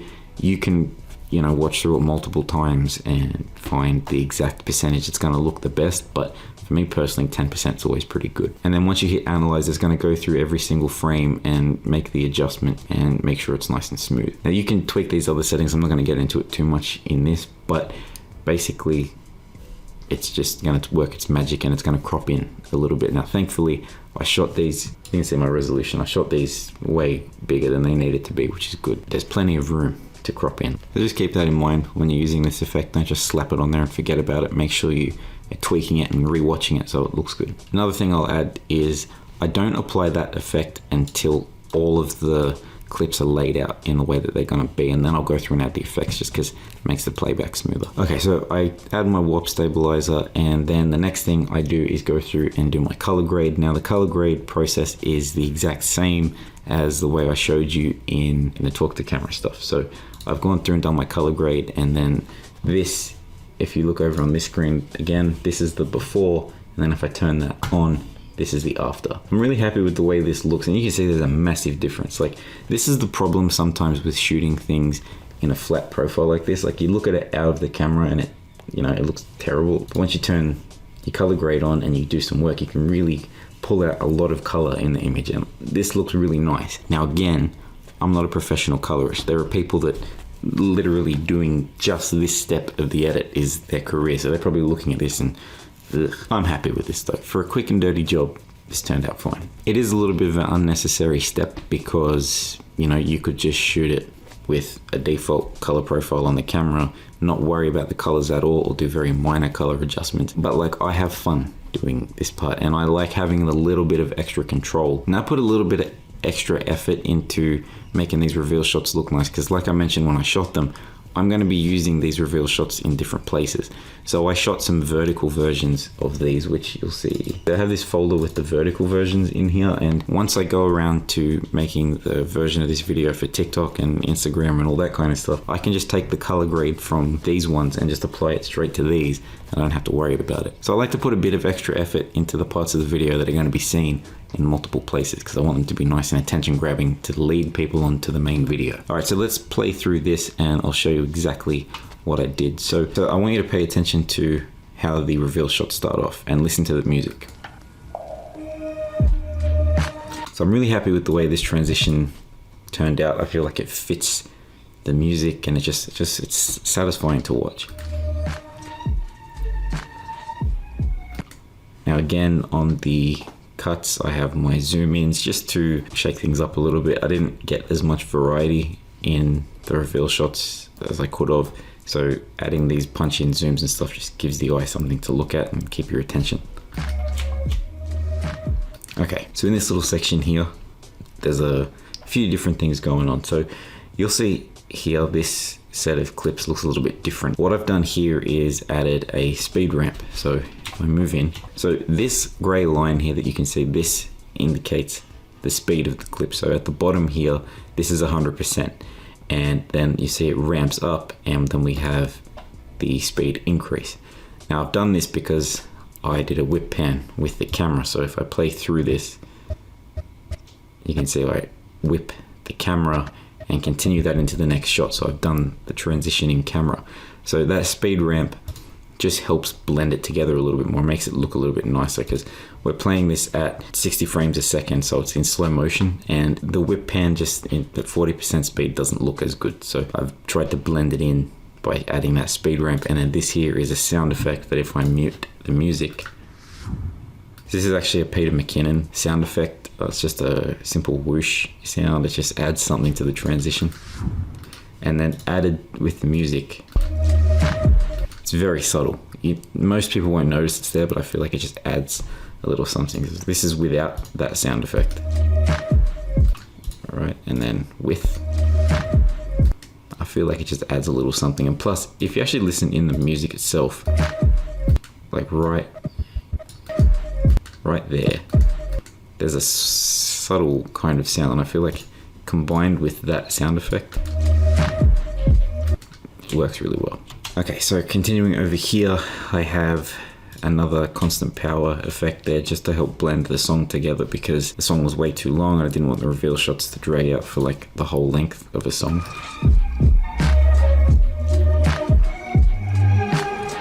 Sometimes I've noticed in playback, and I think this is just a bug in Premiere, but when you have a warp stabilizer on one of these clips, for some reason when it's playing through, it does that. That's not going to be there when I export. That's just for some reason it does that.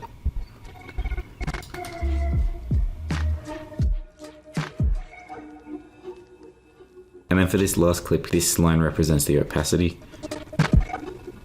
and the image fades away with the music. And yeah, I'm pretty happy with the way this all came together. So the only thing left to do now is just put this all in order.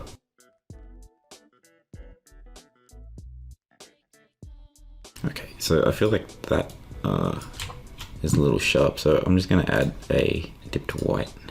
So it's been, I feel like that blends things together a little bit more. I'm gonna make that music from the time lapse fade out a bit quicker. So it's been a few days. These took. Okay, that sounds pretty good, looks pretty good. Now let's go to the beginning of the time lapse, and I just have to find a way to blend. You know what? I feel like I might just do the same thing.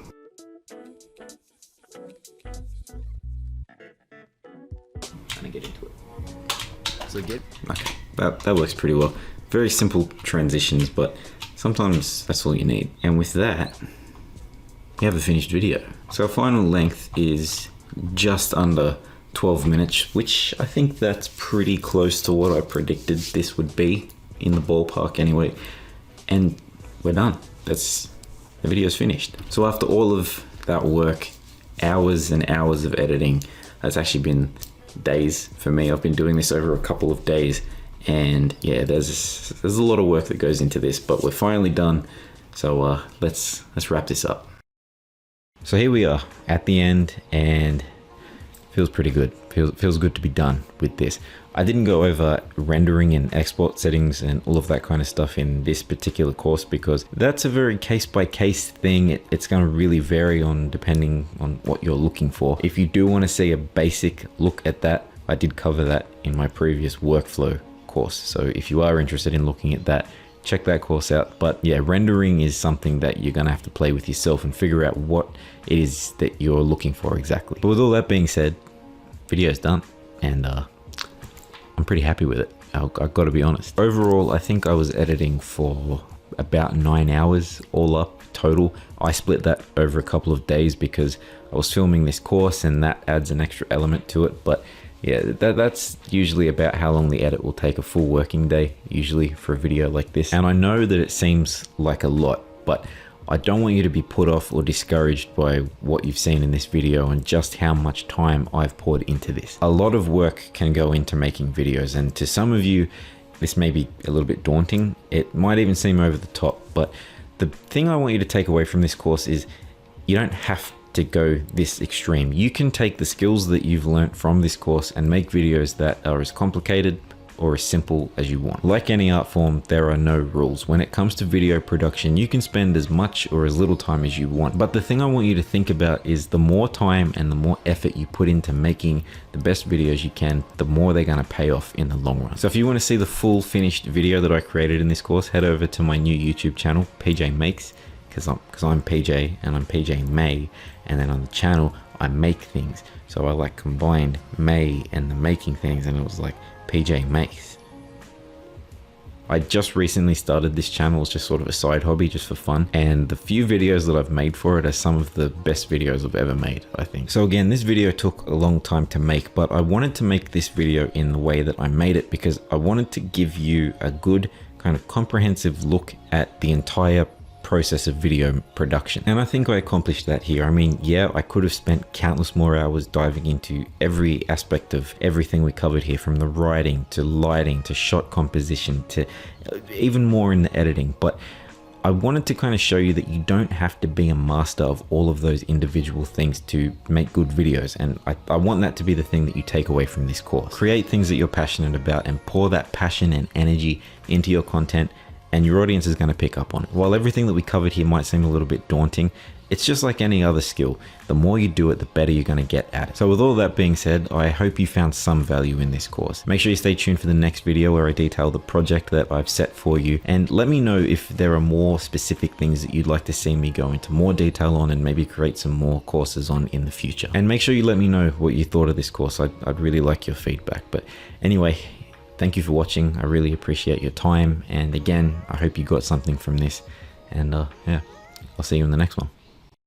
So now you hold the keys to creating next level videos, and I want to see what you can do. So the project I've set for you is kind of in two parts. The first thing I want you to do is create a piece of content. It can be for whatever platform you want, YouTube, Instagram, TikTok, whatever. And I want you to tag me in it. I want to see how it turns out. But I also want you to create a behind the scenes video detailing the process of how you made that piece of content. I want to know what you took from this course, what you tried differently, and what you learned. I want to see you putting what we've done in this course today into action. Now that behind the scenes video doesn't have to be anything crazy. It can be very simple.